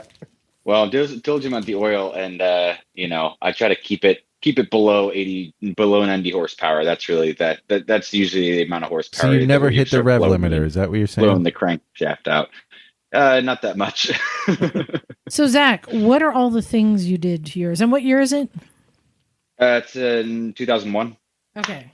So it's still When I Gen got 1. it, Yeah, when I got it, they had a thing where the speedo spindle would explode, and so you wouldn't have a speedo. And when I got it, the guy had commuted in Texas on it for 4 years with no odometer, and it had 26,000 miles on the clock, but he commuted on it. So when I got it, it probably had 70,000 miles on it. Was his guess. I put some more mileage on it, and That's just breaking in for knock. I guess. yeah, right. So I did have to do some things. When I got it back here, I decided to do some engine work. So I had to replace a head. Thank you, eBay. And I also had to replace the crankcases because the oil pressure sensor, the thread's cracked, and it's a tapered thread, so you can't really do anything about it. So, and I seem to remember I helped navigate you through that, didn't I? Yeah. You did, yes. Incredibly, $100 on eBay. And I so got it. parts are still cheap. And again, that's what I was saying. CB750 parts were available everywhere. Yes. Yeah. Okay. I got it in, I bought some micrometers and, bore gauges and whatnot. And actually, you can't test it with calipers. It's too tight. So they actually turned out the new crankcases had enough oil clearance for my crankshaft. So I was like, okay, I don't even need main bearings. Perfect. Congratulations. You're a machinist now. Yeah. Yeah. Right. Nice. So I did all that. And then I had done cartridge emulators when I was still out there, which anyone who has an SV650, if you want to, the first thing that you should do, if you want to improve the experience, do cartridge emulators. $100 for the emulators, $100 for a set of springs, Race Tech. But I put them on and I went and rode 9, and all my corner speeds are 10 miles an hour faster. Yeah. Wow. Just the damper rods are so wallowy. As soon as I put the emulators in, you just feel it so much more. So highly recommend that. When I got back, I did the ZX6R rear shock. So you got to put in, I think it would be, you do the Ninja 1000 for the... Yeah, but the one without the knuckle on it, for though. the Gen 2. Right? Yeah, but remember I had to cut my battery box? So for the Gen 1, you do want the one with the knuckle, and I had to drop my battery box 2 inches. Yep. So but it's worth it. Did that. That's great. Yeah, the suspension is fantastic. Yep. And then I did a couple things that I didn't know were out there that I super recommend doing, which is some electric mods. So I have a direct to battery reg rec mod, so it doesn't go into the main circuit. The reg rec goes directly into the battery. So I've never had any battery problems since that. The second one was a direct to battery headlight mod. So it takes your old headlight switches and it turns those to basically tick relays that then run, the power comes straight out of the battery. And I'm not running like LED headlights or anything. And whatever headlights I'm running, they light the road on fire. So I do recommend anyone who has an issue with headlight brightness. I think I bought a kit from it was Eastern Beaver was the company. And I know. You got cool plugs and stuff. Yep. I know. But these are all affordable mods? I think it's $50. See, that's awesome. With like relays, they send the kit and relays and everything. It's $100 for both of them. Once I did that, I started looking into like, okay, well, let's make this thing fun now that the engine is back in good shape. So there's a whole bunch of ways that you can do that. Right now, it has almost all of them done to be like entry-level race bike. So the first thing I did was do a cam swap, which is kind of a crazy thing where I think I was talking about it when I was out there. Pay attention. This is where it gets very interesting. So the cam swap is you only do it on the first gens. You don't do it on the second gens. On the first gens, what you do is you buy a set of second gen intake cams. And then you take those intake cams and you put those into your intakes.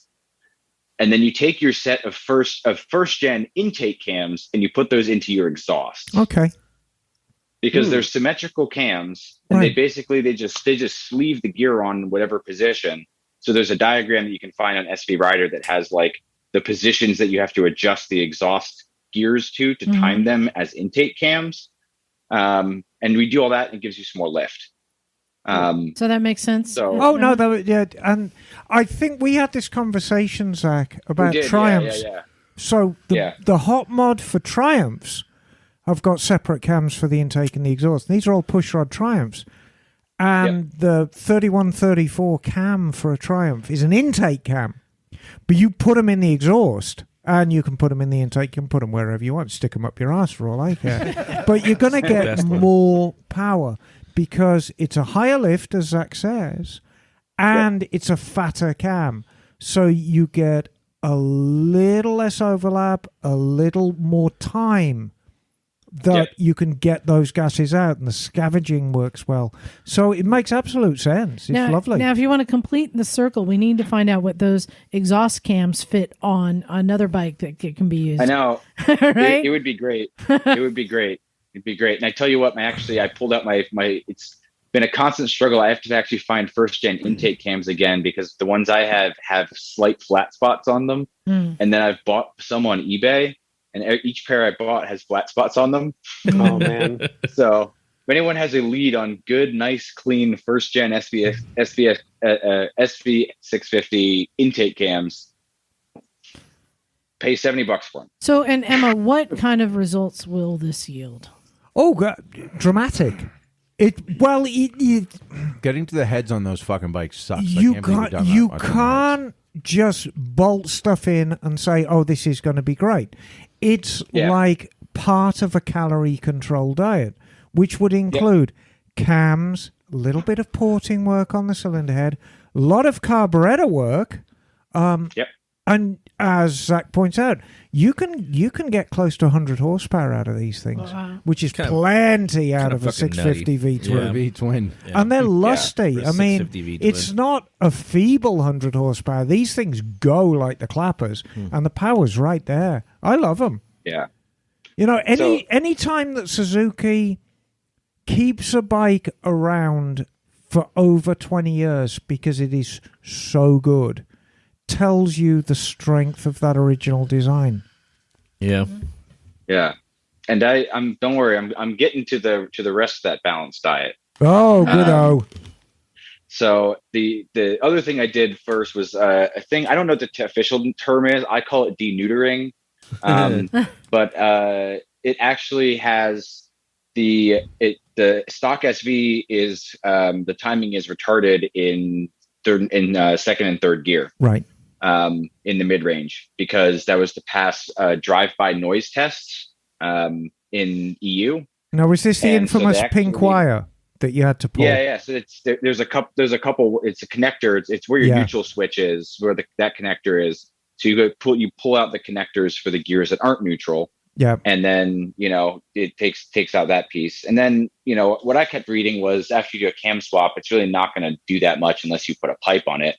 So I put an M4 full system on it, just because that would be fun. Because fuck you. And then once you do that, then you obviously have to rejet and adjust. So I think it runs like 15 pilots. It's Mikuni like size 15 pilots and 139.5s. So you rejet up to 152s Yeah, that and sounds about 17 right. on the pilot. So good 15% increase. That sounds about right. Yeah, and then you take the air filter, which is one of those things where it's got kind of the extruded Snorkel kind of thing. Yeah. And it has a snorkel on it, and then you just take a Dremel and just cut that snorkel right out. So you have open air. Yep, and just kind of file it in. I've seen some people you get a bunch of washers to kind of raise up your tank like a half an inch. Yeah, because the airflow comes that's a into the legit mod tank. too. Yeah, Totally. But these are all pretty affordable mods. That's what I'm loving about this. Yeah, the M4 pipe was $700. Whoa. So, and M4 was great.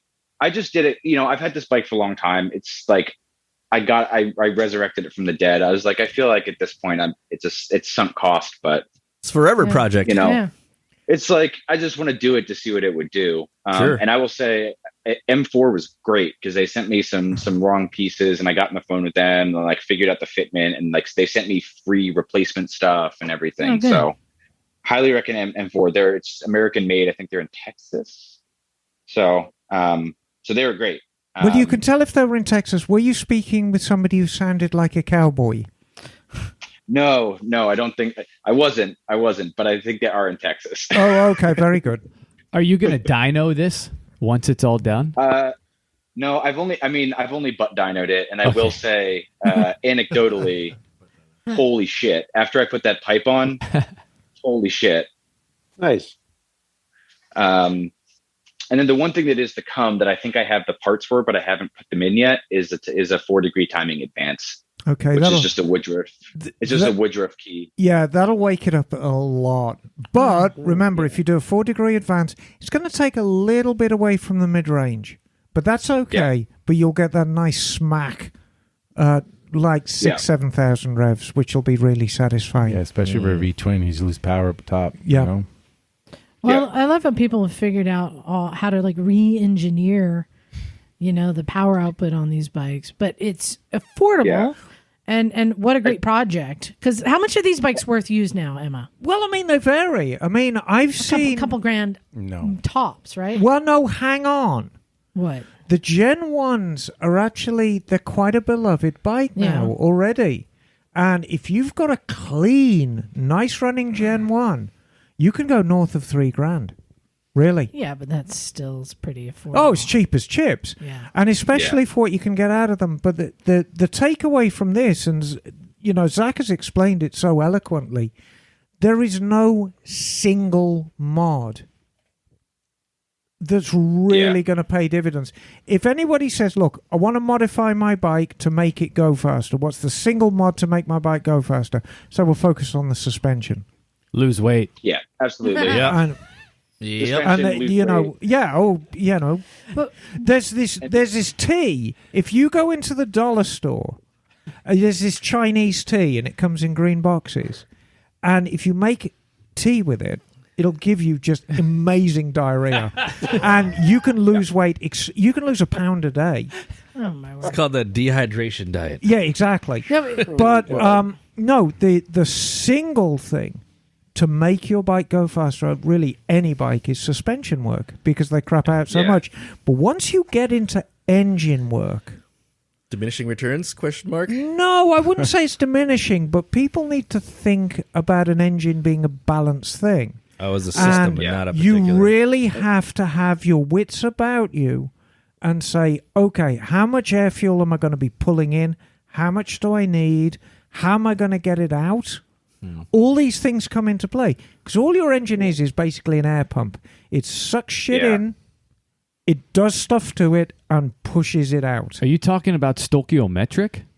Yeah, there's a lot more to it than that, but it's I rarely get to use that word. It's an incremental thing, and it sounds like you've pretty much done.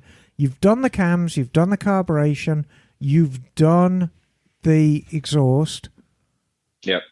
That's pretty much where you need to be. What about the instrument cluster? Can we talk No, about... What does that go to 11? No, can we talk about the instrument cluster? Because I'm pretty sure that's the coolest mod. That's my Yeah, favorite. the instrument cluster, that's all still there. Though my trail tech is dying. No. Tell us about it, though. What exactly is it? What's your indicators? Like, how do you know if you're neutral? So my indicators, the bike didn't have, like, I wanted to get rid of the dashboard and I wanted to put, it has ATV bars on it, actually, just for extra uprightness. But in order to do that, I had to lose my stock indicators. So I don't know how I came up with this idea, but I bought a bunch of those like LEDs from Radio Shack that have like the housing you can kind of screw onto a panel. Yeah. And I had a 50cc piston for some reason. And so I took this 50cc piston, flipped it around, and then jammed all those indicators into it, wired them up to all my different sensors, and then like took a bunch of wire, like wrapped it around the piston and then twisted it and like put it on a clamp on my handlebar. So it's like a little 50cc piston full of LEDs. I remember that has like, little turns and everything. I will say Massachusetts does do a relatively thorough inspection of bikes and it's passed every year. Passed every year. Though my trail tech is broken and I only go 299 miles an hour. That is the only speed the bike goes. So Emma, here's what I'm proposing. Like hearing Zach tell this story and knowing that these were, amazing bikes at the time. Now they're at that point where they're aged out. They're probably worth about as little as they're going to be worth. Right. About aged but out. what a great project. Yes. They're still simple to work on comparatively. I mean, unless if you're trying to work on an F4i or an R6, right. not going to be as easy. This is still kind of the basic. It's a very basic bike. I mean, it's got conventional forks. They're not upside down forks. It's got really conventional suspension. It's got a triple disc setup. I mean, you can get them to brake very, very well, but the braking system's very, very simple. So what I'm proposing, now is the time to buy them and have a great project, fun bike, because I think if it's properly maintained, it will only go up in value from this point. Motorcycles and Misfits brought to you by the used SV650 market. How do you think it'll hold up? Like, because we were talking about this earlier, the Honda Hawk, for example. I mean, the Honda Hawk, there's just not as many. Yeah, but does that make it more collectible? Yeah, it definitely does. Well, that makes it more collectible because there's just not as many. Just seems similar to me for some reason. But is it as simple? Well, the Honda Hawk is a very, very simple bike. Yeah, but parts are not as plentiful. Well, no, because it's the thing also about the SV650. Yeah, but it's also 10 years older. Yeah, but I'm just saying, and this is why I was comparing it to the CB750. Parts are available still today. You can get parts, and I think the SV650 will fit that niche. So I'm looking at a photograph right now. I remember that day of an extremely young Zach and an extremely young Mike Miranda, Charlie, and an extremely young Charlie with massive mutton chops, holding an SV650 engine. Yeah, whose engine was that? Your engine, or was that Pumpkin's? That was Pumpkin. That was Pumpkin, I was one of Pumpkin's engines. That was Pumpkin.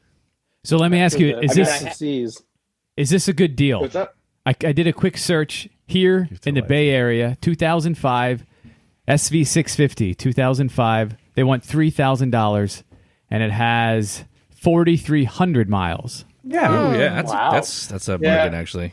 So there you go. You can use that for your cover. Yeah. Now remember, that's going to be a Gen 2. That's going to be an early Gen 2, but still a very, very good bike and something that you can have just crap loads of fun on. And the mileage is amazing. 2005 was a good year for a Gen 2 also. Yeah. They had better, I think the cam chain tension, I think they'd fixed the cam chain tensioners at that point. At least they'd made them better. Right. And the thing to remember about SVs, as charming as the early ones are, it's an improved product. A 2022 SV650 is a substantially better product than a 99 because it's been developed. I mean, we'll forget about the Gladius. And I mean, the Gladius was really more of a styling exercise than anything else. I think Suzuki would rather forget about the Gladius. But the SV650, it's... What have you got on your shoulder? That's my cat. It's a cat. It's a hairless cat. I was going to say, is that a Sphinx? Yeah. It sure is. Look at boy. that! You've got a Sphinx. Oh my God! Look at that cat. So, no, we're going to go off at a tangent now. I have been told, I've long admired Sphinxes, Sure. and I have been told that they love taking a bath. Is this true? No, not. I've heard of people for whom they have really enjoyed taking a bath, like who had a Sphinx that really enjoyed that. However, but as a rule, she'll tolerate it, but she doesn't dig it. she's not thrilled about. She's not splashing around and having a groovy time in the bath. Oh, she's so hairless. She's well, they're not hairless. They're like a peach. Like- They've got yeah, like like a fuzz fuzzy. on them. Yeah. She's fuzzy. Yeah. Like a sack. Oh God. Yeah. Very much like a sack. It reminds It's a me a lot of velvety- the Naked Ride. It's a summer sack. It It's is a velvety. Yeah. definitely a little squirtle for sure. Yes. Okay, let's bring it All on. right. Let's bring it on back. Whatever you're into. So look, that's my thing. I loved hearing Zach having fun getting into it. We're always recommending what are good project bikes, what's a good investment bike, what's a I'll good tell you one. bike to collect now. And I think for all those reasons, the SV650 is. And great. you forgot the most important one is we don't buy bikes as investments. We don't buy bikes as a means of making ourselves rich in the future. Well, we don't. We Anyways. buy bikes because they're fun. Yeah. And there are very, very few bikes that are as fun to ride as an SV650. They are just a blast. Future classic. Yeah. Yeah, exactly. Exactly what I'm saying. Well, thank you, Zach, for sharing all that. I think that's just to me. It's what's the word? You're inspiring to dig into an engine. Like you can do it, and there's people who've done it, who've laid it all out. And you can get the parts, and if you mess it up, you can get more parts. So Yeah. I think that's great. Zach, darling. Zach, It was super fun. sweetie, can you get your cat to make cat noises? Probably. But How about instead? You were talking about how much fun these bikes are. Do you know what is another bike you can have a ton of fun on? A Ninja 650. Yes. No, I was thinking more specifically this is a CRF 450 RL. What is it? Your bike. My bike's CRF 450 RL. Yes, that's what I just said. Yeah. Apparently, you can have a lot of fun because you just did. Oh, you're talking to me. Me and Yes. Mike were looking at I father know you're pictures. completely not paying attention. Ride report. We were looking Jim, at father I've now pictures. segued Yes. into your ride report. Oh yeah, we had a great time. Not as much fun as Mike, but yeah. So we went up to the Sierras. Was myself, Matt from Law Tigers, Yeah. Rawr. And then Craig, who owns Pacific Motorcycle Yeah. Schools. Yeah. Right. He's got a few of those, and I think they're just opening one in San Francisco now. Mm-hmm. So the three of us went up to the Sierras. This is maybe 15 miles or 20 miles west. And you're kind of like you like being the lone wolf out on your Well- rides, but so is Matt. He's kind of a lone wolf. Matt's a bit of a nomad. rider camper, and Craig is the wild card because he's a real character. Yes. who comes and hangs out with us. He's Yes. kind of larger than life in many ways. In many ways. yes. Yeah, so it was a good crew. I was really looking forward to it. We're at a place called French Meadows Reservoir, like I said, on the backside of Tahoe. That's there. There's another one called Hellhole.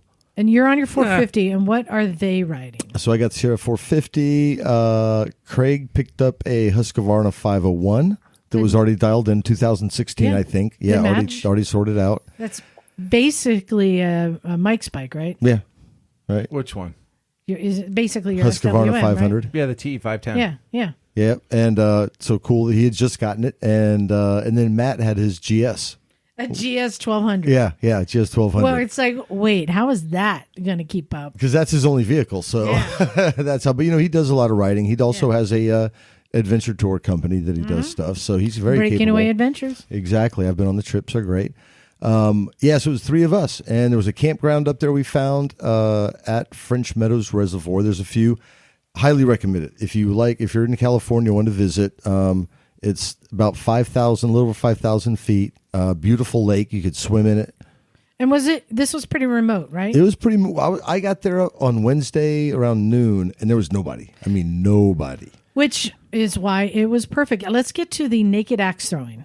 Naked axe throwing. Well, it wasn't full naked, but axes were thrown. I just imagine bocce naked was axe played. throwing just sounds like an awesome adventure. Yeah, well, dangling parts, you got to be mindful. But we did play some games for sure, including axes and bows and arrows and bocce and. You're going up there. Hide the penis. Hide the yes. It's called. Don't lop It's anything called off Fun by with accident. Sausage. I know you're not kidding, Bagel. So you're going up there to ride like trails. What kind of riding? Yeah, so it's interesting. So it's mostly fire roads. There's OHV areas up there like Forest Hill. It's maybe 30 miles from there, but twisty roads, beautiful roads to get up there, but they all kind of dead end into the mountains. So mostly fire roads, but anytime you want to do something a little more interesting, all you had to do was pick a lot of logging going up, right? A lot of forest management happening. Just pick a bulldozer cut, and it'll be as hard as you want to make it. Also, there's some power line roads if you really want to get technical. It's near the Rubicon, so there's some of that stuff if you want to do it. Oh, wow. But for the most part, we rode about 100 miles a day. Most of it was dirt. Most of it was fire roads. Nothing too terribly challenging, but beautiful. So you had views of the lakes, like I said, High Sierras. And one cool thing we realized, we're looking at the map, but like when I got up there was nobody. I mean, not like nobody. It was great. We weren't that far from Donner Ski Ranch and Soda Springs. So we look at the map and we're like, lo and behold, we think we can make it there. And I'm like, wait, I think there's an event going up there. So the same thing this weekend at Donner Ski Ranch was the Donner Hard Enduro Race. Yeah, because you sent me some video, and that was not fire trails. Crazy. Oh, crazy. Like so people riding on boulders. Yeah. So this is put on by Garahan, who has the racing school up here in the mountains that I'd like to do. And it was hard enduro. So and Craig actually knew the guy, so it was cool. We could catch up to him and check him out. But so the race at Donner Ski Ranch was supposed to be 10-mile loops, hard enduro, and they do however many loops they could do. They had around 300 riders start. And when we were there after an hour and a half, only 20 riders had finished the first lap. Wow. It was carnage. Nice. Yeah, so you can YouTube it, Donner Hard Enduro, and it was just nutso. Like the original Donner Party. Yeah, totally right. We had some jokes like that. But it was great. We could ride, I think it was like 36 miles through the woods, bunch of water crossings. There was snow. We rode through some snow. Wildflowers were popping. That was cool. Snow in June. Yeah. Yeah. Plenty of it. Wow. Yeah, there was snow on the course, on the race You're course. high up. Yeah. Yeah, it was about 8,000 feet, I think, at Donner. No, I think Donner's higher than that. Yeah. Wait, is that where the people ate each Yeah. other? Yes, Donner Pass. No, I This is think the I Donner think Pass. I The Donner. think Donner Pass is 10,000 feet. Okay, we were at the ski place, I and it think was that's right. I mean, it was warm. No, it was beautiful I out. think it's but there was 10,000 still feet, snow. so you're high. And Matt was able to take the GS everywhere. Matt was working hard, but he's a very capable rider. I would have been utterly exhausted on the Africa Twin. I know, just exhausted. And he was too. He crashed a couple of times, totally understandable. Just things come up, motorcycles. But we did get locked into a reservoir and had to drag the bike underneath the gate at one point. That was interesting. Oh, no. Yeah, I was in the process I was in the process you just of skimmed over that. Say that sentence again. We had ridden the day 2. We did 100 miles the first day. And so, but me and Craig were fired up. Matt was a little tired, but he was game. So we rode from French Meadow Reservoir to Hellhole Reservoir. Ran into some old dudes in the woods. The guy on his DR650, older one, had a circle headlight, and he's like, because I don't like the square ones. It was a Vetter headlight. Yeah. Nice. I think I sent you a picture, but anyway, it was pretty funny. Very cool. Cool. So we ride down to this Hellhole Reservoir, which was beautiful again. And the gate was open to go out on the dam. So we're like, cool, let's just ride out on the dam. So we rode out on the dam and we're hanging out. And we see a truck come up from the spillway below. Truck comes up and leaves, right? And I'm watching the truck leave. And I'm like, motherfucker, he just locked the gate. I'm like, no. I'm like, there's got to be a way to get out, right? So we go over and check it out. And no, this gate's locked. And the key I have, Liza, should have opened it, except it's on the Africa Twin key ring. Oh, no. Bummer, right? So, and those guys, the public works guys, I'm in public works, they know how to make a gate bomb proof. So they had, I'm like, fuck it, we're going to take it apart. So, but they had tack welded all the fittings and stuff. Son of a gun. So then Craig, and they're both great guys. Craig was great to ride with, very capable. Craig just went exploring to see if he could find a way around, and I just started taking the fabric off because I could take those nuts off. And I'm like, by the way, guys, we're now vandalizing federal property. Fucking taking the fence off a dam. Let's do some federal shit. Well, otherwise we were stuck. I mean, no cell service, no one around. I mean, like, Wow. oh shit. We tried to push he tried to ride his bike over some scree, like that was like part of the dam, actually, to get around a gate. But the airhead, the BMW head sticking out, wouldn't get past a post, which is probably good because I was trying to hold the bike up from the side, like 3 feet below it. I would have gotten crushed. So anyway, long story short, we found another gate, and Matt just pushed his bike over and just dragged it. So we just back and forth dragged the bike underneath this other cable gate, and then we're able to ride out. Amazing. Well, like Matt said, he always said it's adventure riding. That's an adventure. She's pointing at you. But anyway, it was we were up there for 3 nights, I think.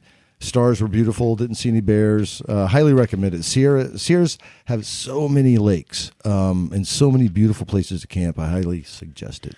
And if anyone's thinking of coming to California and they want suggestions where to ride, like fire roads, dirt, desert, or fire roads, hit me up. I got a lot of places that are really neat. recyclemotorcyclegarage@gmail.com or motorcycles and misfits. Zach's supposed to say that. That's Zach's job. I know, but I got two. If you can get the cat to say it, I'd be very impressed.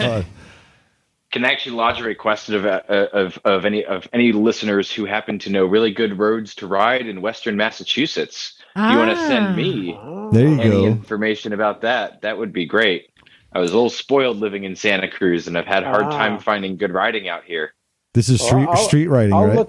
I'll look back in my routes. I think I've got a few. All right. Nice. Well, going back to the SV650, I wanted to just throw a question out to the group.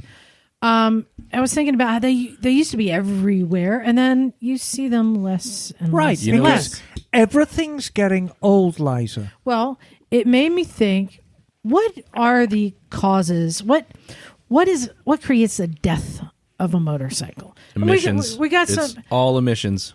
Well, no. I mean, I'm not saying true. For motorcycles that people own, right? Like, how many of you here have owned a bike that ended up at the junkyard? Death as in like how many? So Jim, yes.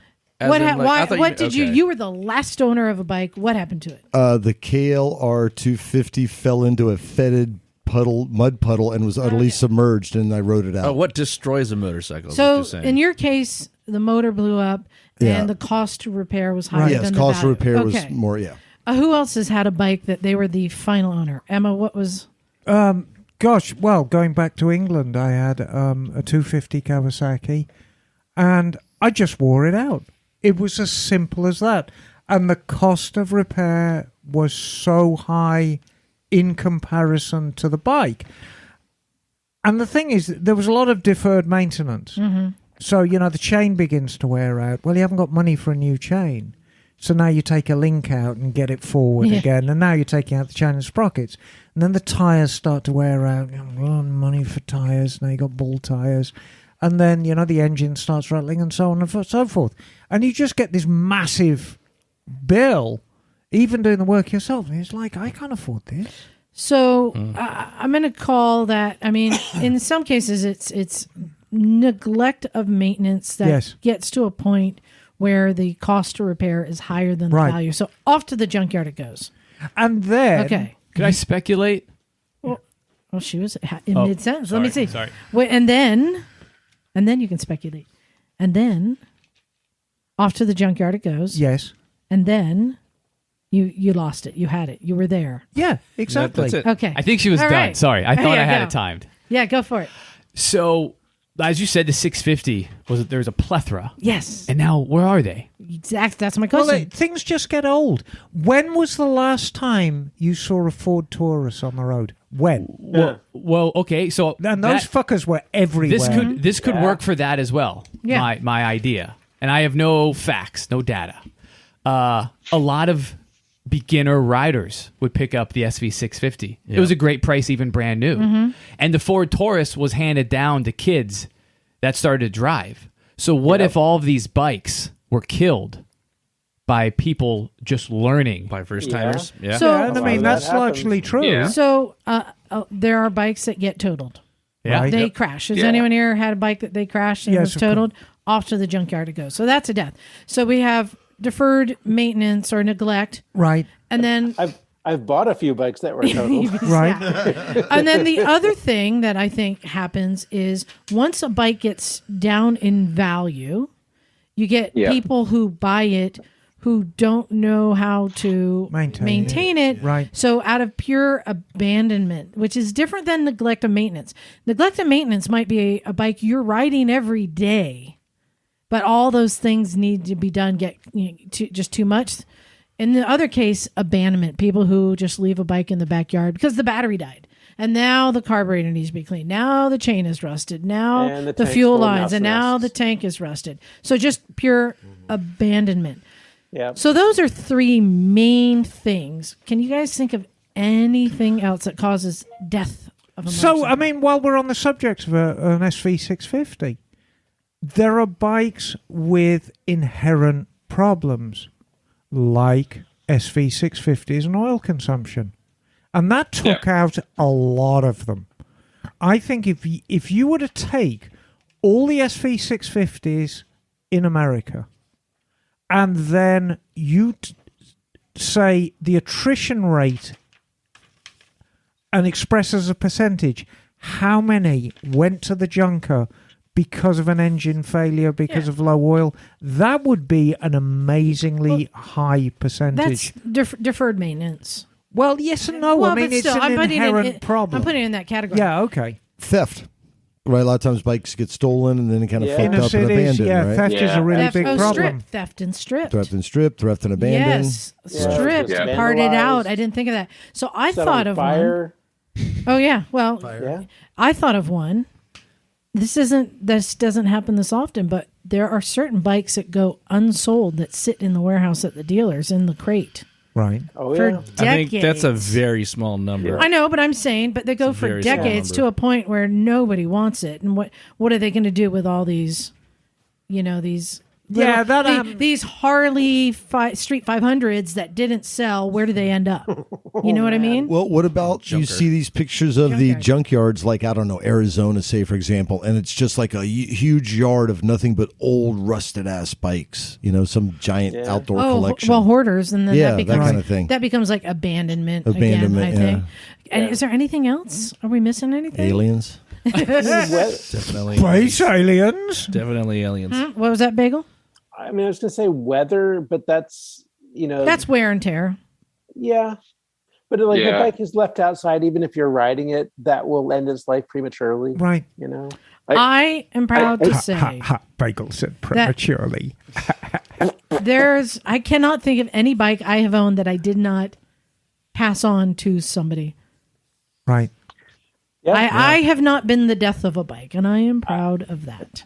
I can say that too. I have never killed a bike beyond resurrection. I've killed lots of bikes. I just need to resurrect them. Yeah, but And the bikes that I've sold have been bikes that were either projects or somebody's going to do something with them. But the only thing I'll say in my defense is, I've had periods in my life when I'm very, very, very poor. And, turning the gas down poor. And the bike you end up buying is pretty much there anyway. And you're just kicking the can down the road for another couple of months. Have you put a DNR order on your Super Hawk yet? You know what? I probably should. I mean, it still runs. It's got 133,000 miles on it. You keep maintaining your bike. Zach is giving long life to this SV650. Yeah. And keeping it going, which I think is pretty awesome. So I was just thinking about that amongst our group, what causes the death, and I think it's noble, those of us. I'm not kicking you down the well, mine actually, but, it went to a guy in the Sierras. He was going to use it for, so it's still back in action. My first bike is on a lawn sideways somewhere. It was my old 600 GPZ from like 85 or something. Nice. I tried to fix something on it one day and it just started stopped feel working. Oh, you Like, Yeah. okay, there you I go. feel No, like surely you mean a GPZ. GPZ. Oh. I feel my like the word. trick to the longevity is have a lot of bikes, and this way you're Yeah. constantly Rotate through. Yeah, that's what I do, and I just rotate through so the mileage stays low on them. But like Yeah. I'm always riding a different That bike that when does I come here. require a certain degree of financial clout. But and you know, Mike, it's crushing when there's a bike that you've loved and maintained, and you sell it to someone who crashes it. Oh my and you're god! like, I listen. Let me like, tell you. But the worst that thing happened to is, me. I always had this like romantic idea of keeping bikes in the family, Yeah. like with somebody that you know. right. But like the way that I keep my bikes is like really, really top. I think I feel like they're top notch, and then like I go through great lengths to keep them in the shape they are, and then I'm like, here's my baby. But like once the money's in your hand, it's no longer yours, so Right. you don't I have know. a fucking say. And then you see Yep. the thing Yeah. come in the next week with like scratches all over the tank, all Right. over the fenders, like dirt and just shit all over it, and you're just like, what the fuck? Well, And that was because Rebecca. they're not sharing your vision. And Yeah. that is why I will never have anyone work with me at Mototown, because they don't share the same Because you vision. might actually get work done. I know. Yes, Well- exactly. I prefer sitting around with a thumb up my ass. And then you get people like Bagel who won't let something die. He just keeps it in stasis forever. Yes, Yeah. it's like Bagel Cryogenic He just Laboratories. won't give up. He just cuts the VIN numbers off some. Do all those run No, none of them run. behind Bagel? There are 3 that are currently running, a 4th that will run once I do. a Out little of how work many to it. machines, Yeah, how many- what's how your many what's your total? Out stats? of, What's I your think I'm at 16 bikes right now. and total. running? What's your running? You have Three. 3 out of 16. 3 are running. So there you go, and 3 rideable. out of 16. I've Jason, got what's your 9. stats? It's a fantastic backdrop. I Yeah, gotta I know, tell 'em. right? So I've always had motorcycles in my life, like women, one at a time. Sorry to say. Yeah. Yeah. Nice. Well, hey, I want to hear from you guys out there. I want to hear about the death of a bike. I'm always fascinated by this as somebody who's never been. I thought fire was a In good one. Was line. that you, Bagel, that threw out fire? I thought that was a good Yeah. one. Yeah, yeah. Because there have I been a will couple do of it. fires you here. see that at like I have set Yes. bikes on Yeah, fire there've been a many few. times, but I've been very, very lucky to actually put them out. I actually Yeah. set my groin on fire with a bike, and that was my Trident, and I put and that both went out. to the junkyard. Yes. Yeah. Oh God, my, Penicillin later. Did John Dalton my- survive his my- fire? My genitalia went to the junkyard years ago, darling. Okay, So good. I want to hear from you guys out there. What has been the death of a bike that you've been a part of? You Parents know? found out. Dude, to seeing Bagel, like having a one bike that doesn't work, like I won't sleep. Well, I won't I fucking know. sleep until this bike is good, because my thing is like get on the bike and ride, and if there's one of them in there that like, even if I don't ride it, just knowing that I can't ride it, I obsess until it's perfect, There- and then You all are my quite bikes an run. actually, Mike. Having let me worked know, on Mike. many of your bikes, you are quite an obsessive guy. I fucking totally am. I know. Mike, let me know when you want to come up here and work on some of my scooters. You guys, come I on. I'll thought come up there with a dump truck. I thought of one more. I thought of one more that I remember, and this was murder. I remember. Well, yeah. John Harris was here working on an old Suzuki GS, Suzuki. and he got so frustrated with it, he took a hammer to the engine and just bashed the heck out of it, and then threw it off a cliff. Oh, geez. That's murder. Right. That's Yeah. anger issues. Do you That's remember like what anger kind of management. GS it was? GS 450. Oh. A goose? No, not a goose. That's 500. But that's there are people who have just destroyed it. You see that happen. Oh, they used to do that at Sturgis, where they'd Yes. have the Japanese bike and they do a burnout until the engine blew up and Yeah. just detonated. And I have been to at least one scooter rally where there has been a Honda Spree or Yamaha Raz that has Bagel! been sacrificed on a fire. Yes. Bagel. How I dare you. am I didn't do it. I am- It happened. I just saw it. Let's say it together. I'm really ashamed of you, Bagel, for disappointed. associating with these. No, you should not associate with people like that. Was they complicit? would not- Complicit? You were there's- complicit. So there's hoodlums, scooterists I too, was huh? not complicit. It was happening before I could do anything Silence is about Oh, it. wow. complicit. Boo. You know I would not burn any bike in a Silence is fire consent. like that. Yes. So I'm just Accessory. curious, this rogue scooter gang that destroys Japanese scooters, do they wear fingerless gloves and leather-studded flip-flops? Maybe. I don't They know. they wear It was dark leather. out. They wear leather studded underpants with the studs on the All right. inside. All A right. codfish. People Do like I that even shit. know you, Bagel? Do we even know you? You don't kink shame around here. All right. But to be on to provide a contest, there is another Honda Spree that has made its rounds throughout the scooter community for years, known as the Killing Spree. Oh, okay. Amazing. All right. Hey, guys, let's get to some emails real quick. I'm still burning through all those long list emails from the email account I forgot I had. I've got one from May. Mine is from March. So, they're still April Yeah, over here. valid. I know. So let's get to this. I got one from Ryan. He says, "Hey all, my name is Ryan. I live in Yakima, Washington. I recently moved out into the country and would like to build a pit bike track around my house." Nothing wrong with that. Yes. Do it. While looking at bikes, I came across that the shit. SSR line of pit bikes. I have to admit the price point has me seriously intrigued, as the cost of a CRF 110 or a KLX is substantially higher, not even including the cost of parts needed to properly fit it to an adult size. So I'm curious about the quality of these bikes and if anyone has experience with them firsthand. I'm not scared of bike work, as I'm a mechanic by trade on machinery and do my own maintenance on his FZ07, his Z125, and his YZ250 and other toys. So can you fill me in on any insight into these SSR bikes and the quality? Well, you're the one who's got an SSR out, don't you, Mike? I got Pitsters.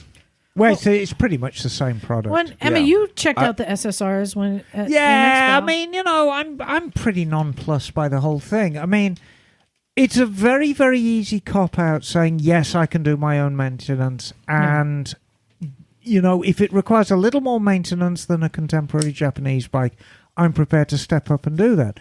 Well, that is all very well.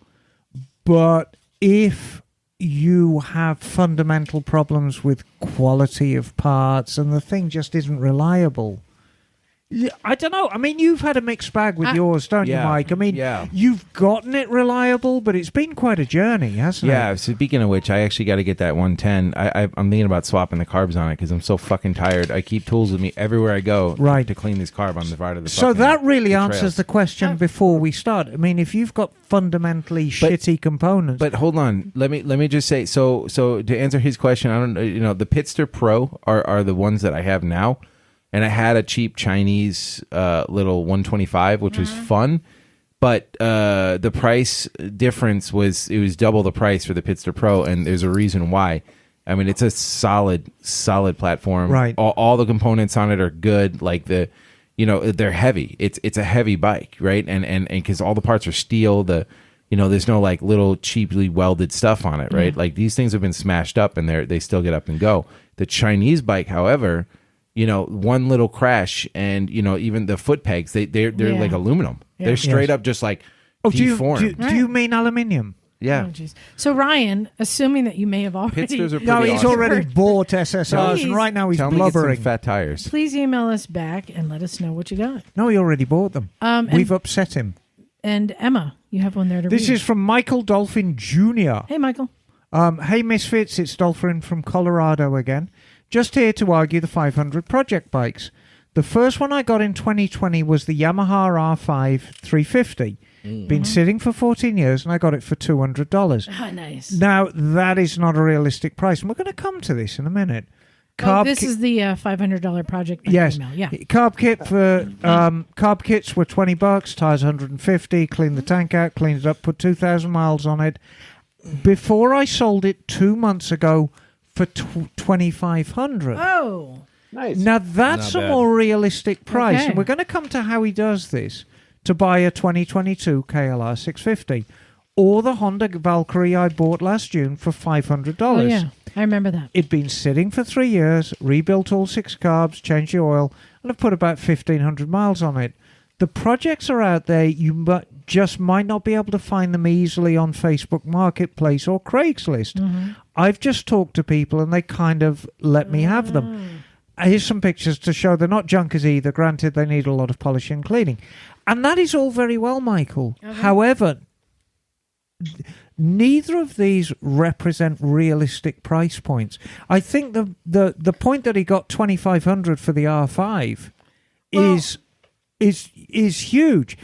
for the majority of people, Facebook Marketplace or Craigslist is going to be their go-to place. And there's so little out there. If you know of a bike community, especially if you live in a rural area and you think there might be bikes in the barn, by all means go and talk to the owner, which I guess he did. Here's what I think he's saying. I think Mason George, our friend up in Felton, does this too. That there are certain people out there who have a bike just sitting in their basement or their garage. They just want to get rid of it and they don't want to deal with the public, and they will sell you a bike under $500. He's saying the $500 project bike does exist, but you're not going to find it online. You probably have to network or know somebody who knows somebody, or who and knows that's somebody. how you're going to find it. But I love it that he says, yes, they do actually exist. Right. So that's great. Yeah. Cool. All right, Knock. I gave you that one to read because there's I think you'll have a good exclamation here. There's a There's a singing. fun There's a part. there's a singing part in it. This Knock. one's called Pits of Despair. And by our friend Brandon. Thank you for writing it, Brandon. Hey. Huzzah, motherfuckers. Coming at you with a tell me why. Oh, yes. Good. Nicely done. Wow. Why is it so difficult to remove chrome? My project bike, a 1971 Harley Davidson, a.k.a. Aramaki Rapido, has Rapido, roll that R there, has chrome on the exhaust that is horribly pitted. I have tried abrasives like sandpaper and wire wheel with no results. No, you won't shift any of that. Yeah, it's chrome's hard. I read somewhere that oven cleaner is supposed to work, but it didn't when I tried. This is a sentimental project since my grandfather and I took it apart when I was 10. Cool. So I want to do this right. I would like to get it finished before he goes out, but who knows when that will be. He's 83 years old and still pouring concrete and laying block every day in the Florida sun.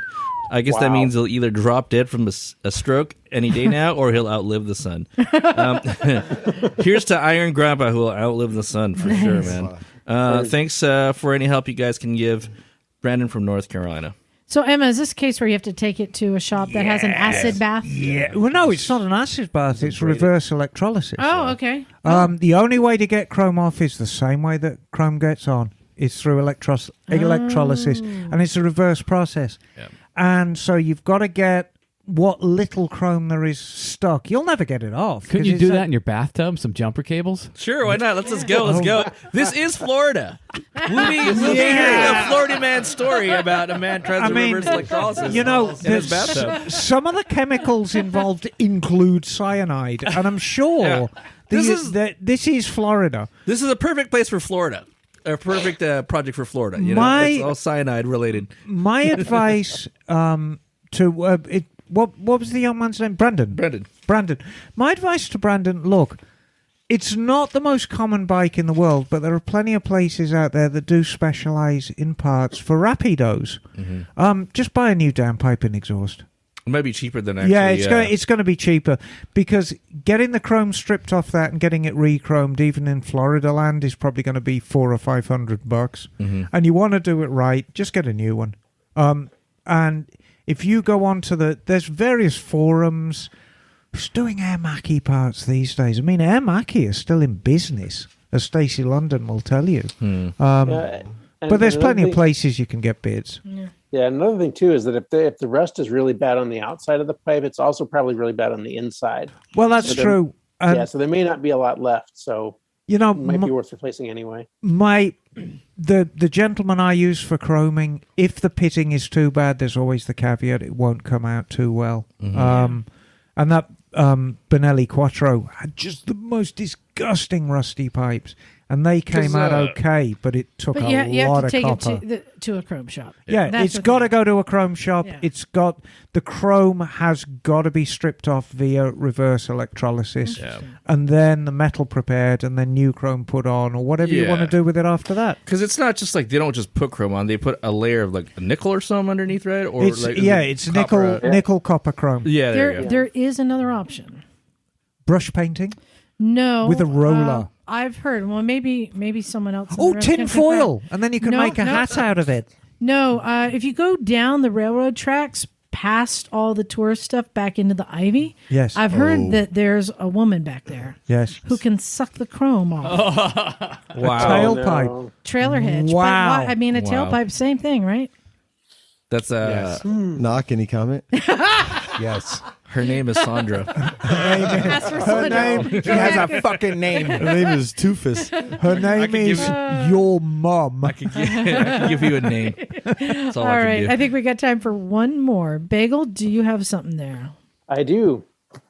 I have an email from Jeremy. Hey, Jeremy. Hey, Jeremy. And Jeremy writes, "Hey, Misfits, sending in lots of love from Ontario, Canada. I became a What a weekly hoser. listener. Knock off, you knob. I became a weekly listener in the early winter months of 2022 Aw. in preparation for the current riding season in a feeble attempt to scratch the itch. I was never one to listen to podcasts, but happily I stumbled across the Misfits in my search of motorcycle content. Gotcha, bitch. Hey, Knock, you have a good remedy for the itch, right? I could usually call you first. Cortisone works. You have to shave first, I think. I've been writing for 5 years, and I've been craving more information about writing culture as a whole. And I just want to say the whole group of Misfits absolutely nails it. Got him. Well, we like The riding real- nails. California culture on the skids. The real reason I thought to reach out today is to curse Miss Emma Oh, for a hex. Pavloving me into craving Indian food every time I'm working on my bike. Thank you. Fucking good, man. Shit's good. That's good. And that's all he has to say. Yeah, Although I'll say chicken tikka oh, masala is British, but He okay. says, keep up the great work. Much love, Jeremy. Oh, Hey, thank you, thanks, Jeremy. Jeremy. Yeah, Germs. lamb vindaloo and a gin and tonic. That's my idea of a large evening. Lamb I'm Vindapoo. curious. Yeah, well, that's Vindaloo is actually Indian for windy poo, which Yes. is what you I like get afterwards. me a good Rogan Josh. Yes, Rogan Josh is lovely, or biryani. So, Jason, what do you think? Have you had fun? You said you wanted to come see how the cabbage is made or something? That's right. Yeah. Or is it 8? I'm not sure which. It's usually it's a cabbage. No, it's really good. It's worth the 2-hour drive down, and I got 2 hours drive up. You But have lovely weather on the way home, though. Yeah, man. it should be cooling. But be cooling. it's quite fun actually being part of the studio and seeing how Absolutely. it comes together. Yeah, it's different when you're actually in the studio, isn't Yep. it? Yeah. Basically, show up and just chill anytime on a Sunday. You could be part of the podcast. Who gives a shit? Fuck it. Well, Very I'll talk encouraging. to the big boss first. But I had a bit of an idea as everyone was talking about, where do you get a project bike? What are the prices? What if you just put the word out? It kind of reminds me of dating a little bit. The answer is always no unless you ask. So what if you just do a until you a ask. little post on your Facebook, or you let some coworkers know, hey, I'm looking for a project bike. Whatever you got, let me know. I'm flexible on price, and if it's too high, well, you go for the cheaper girl. Wait, what are we Yes. talking about? Okay, so this is actually pretty good advice because it works. There's always people out there with projects and shit. So Yeah. I got this thing out I'm of my just garage. enjoying the relationship that Zach's having with his lovely Oh my cat God. right now. He's so happy. It's a little your, weird. your little cat is so happy as well. Oh, yeah. Is he wearing a sweatshirt or your cat wearing a sweatshirt? Yeah, because you've got to put clothes on them. Because they get. Aww. Yeah, you got to dress sphinxes up because they suffer so much Yeah. from cold and warm. Yeah. Do you have a human partner in that residence where you are, Zach? Yes, I do. Good. Yeah. Good. So, hey, Jason, thanks for coming down and joining us. And yeah, if somebody wants to come join us, just email ahead of time to make sure, see what's going on, because sometimes we're out remote or Bring have pie. a guest or whatever. And so, like I said, it was good that you asked ahead of time. So Yes. we didn't, Yes. because normally we're naked. Yes. And so, yeah, I'm glad you asked. But This also, is called the sweat house. also big thanks to all of our listeners and our Patreon subscribers. Who are the especially. finest people of Have you humanity. been keeping up, Emma? Have you been Yes, keeping of up? course I've been. I've been sending Ask Miss Emma answers left, right, and centre. Some quite tricky ones as well. Were they like, what's your social security number? Yeah, and Do you like long walks on the beach? that's right.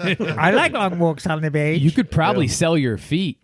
Some pictures of your feet. Oh no, I can without a doubt. Oh, yeah. And I already have. You can put that on Only Grands. Yes. oh, hello. Hey, my just God. a quick heads up. Grand. No, farmersonly.com. July 8th through 10th is Moto America here at Laguna Seca. Yes. Yes, I want to go.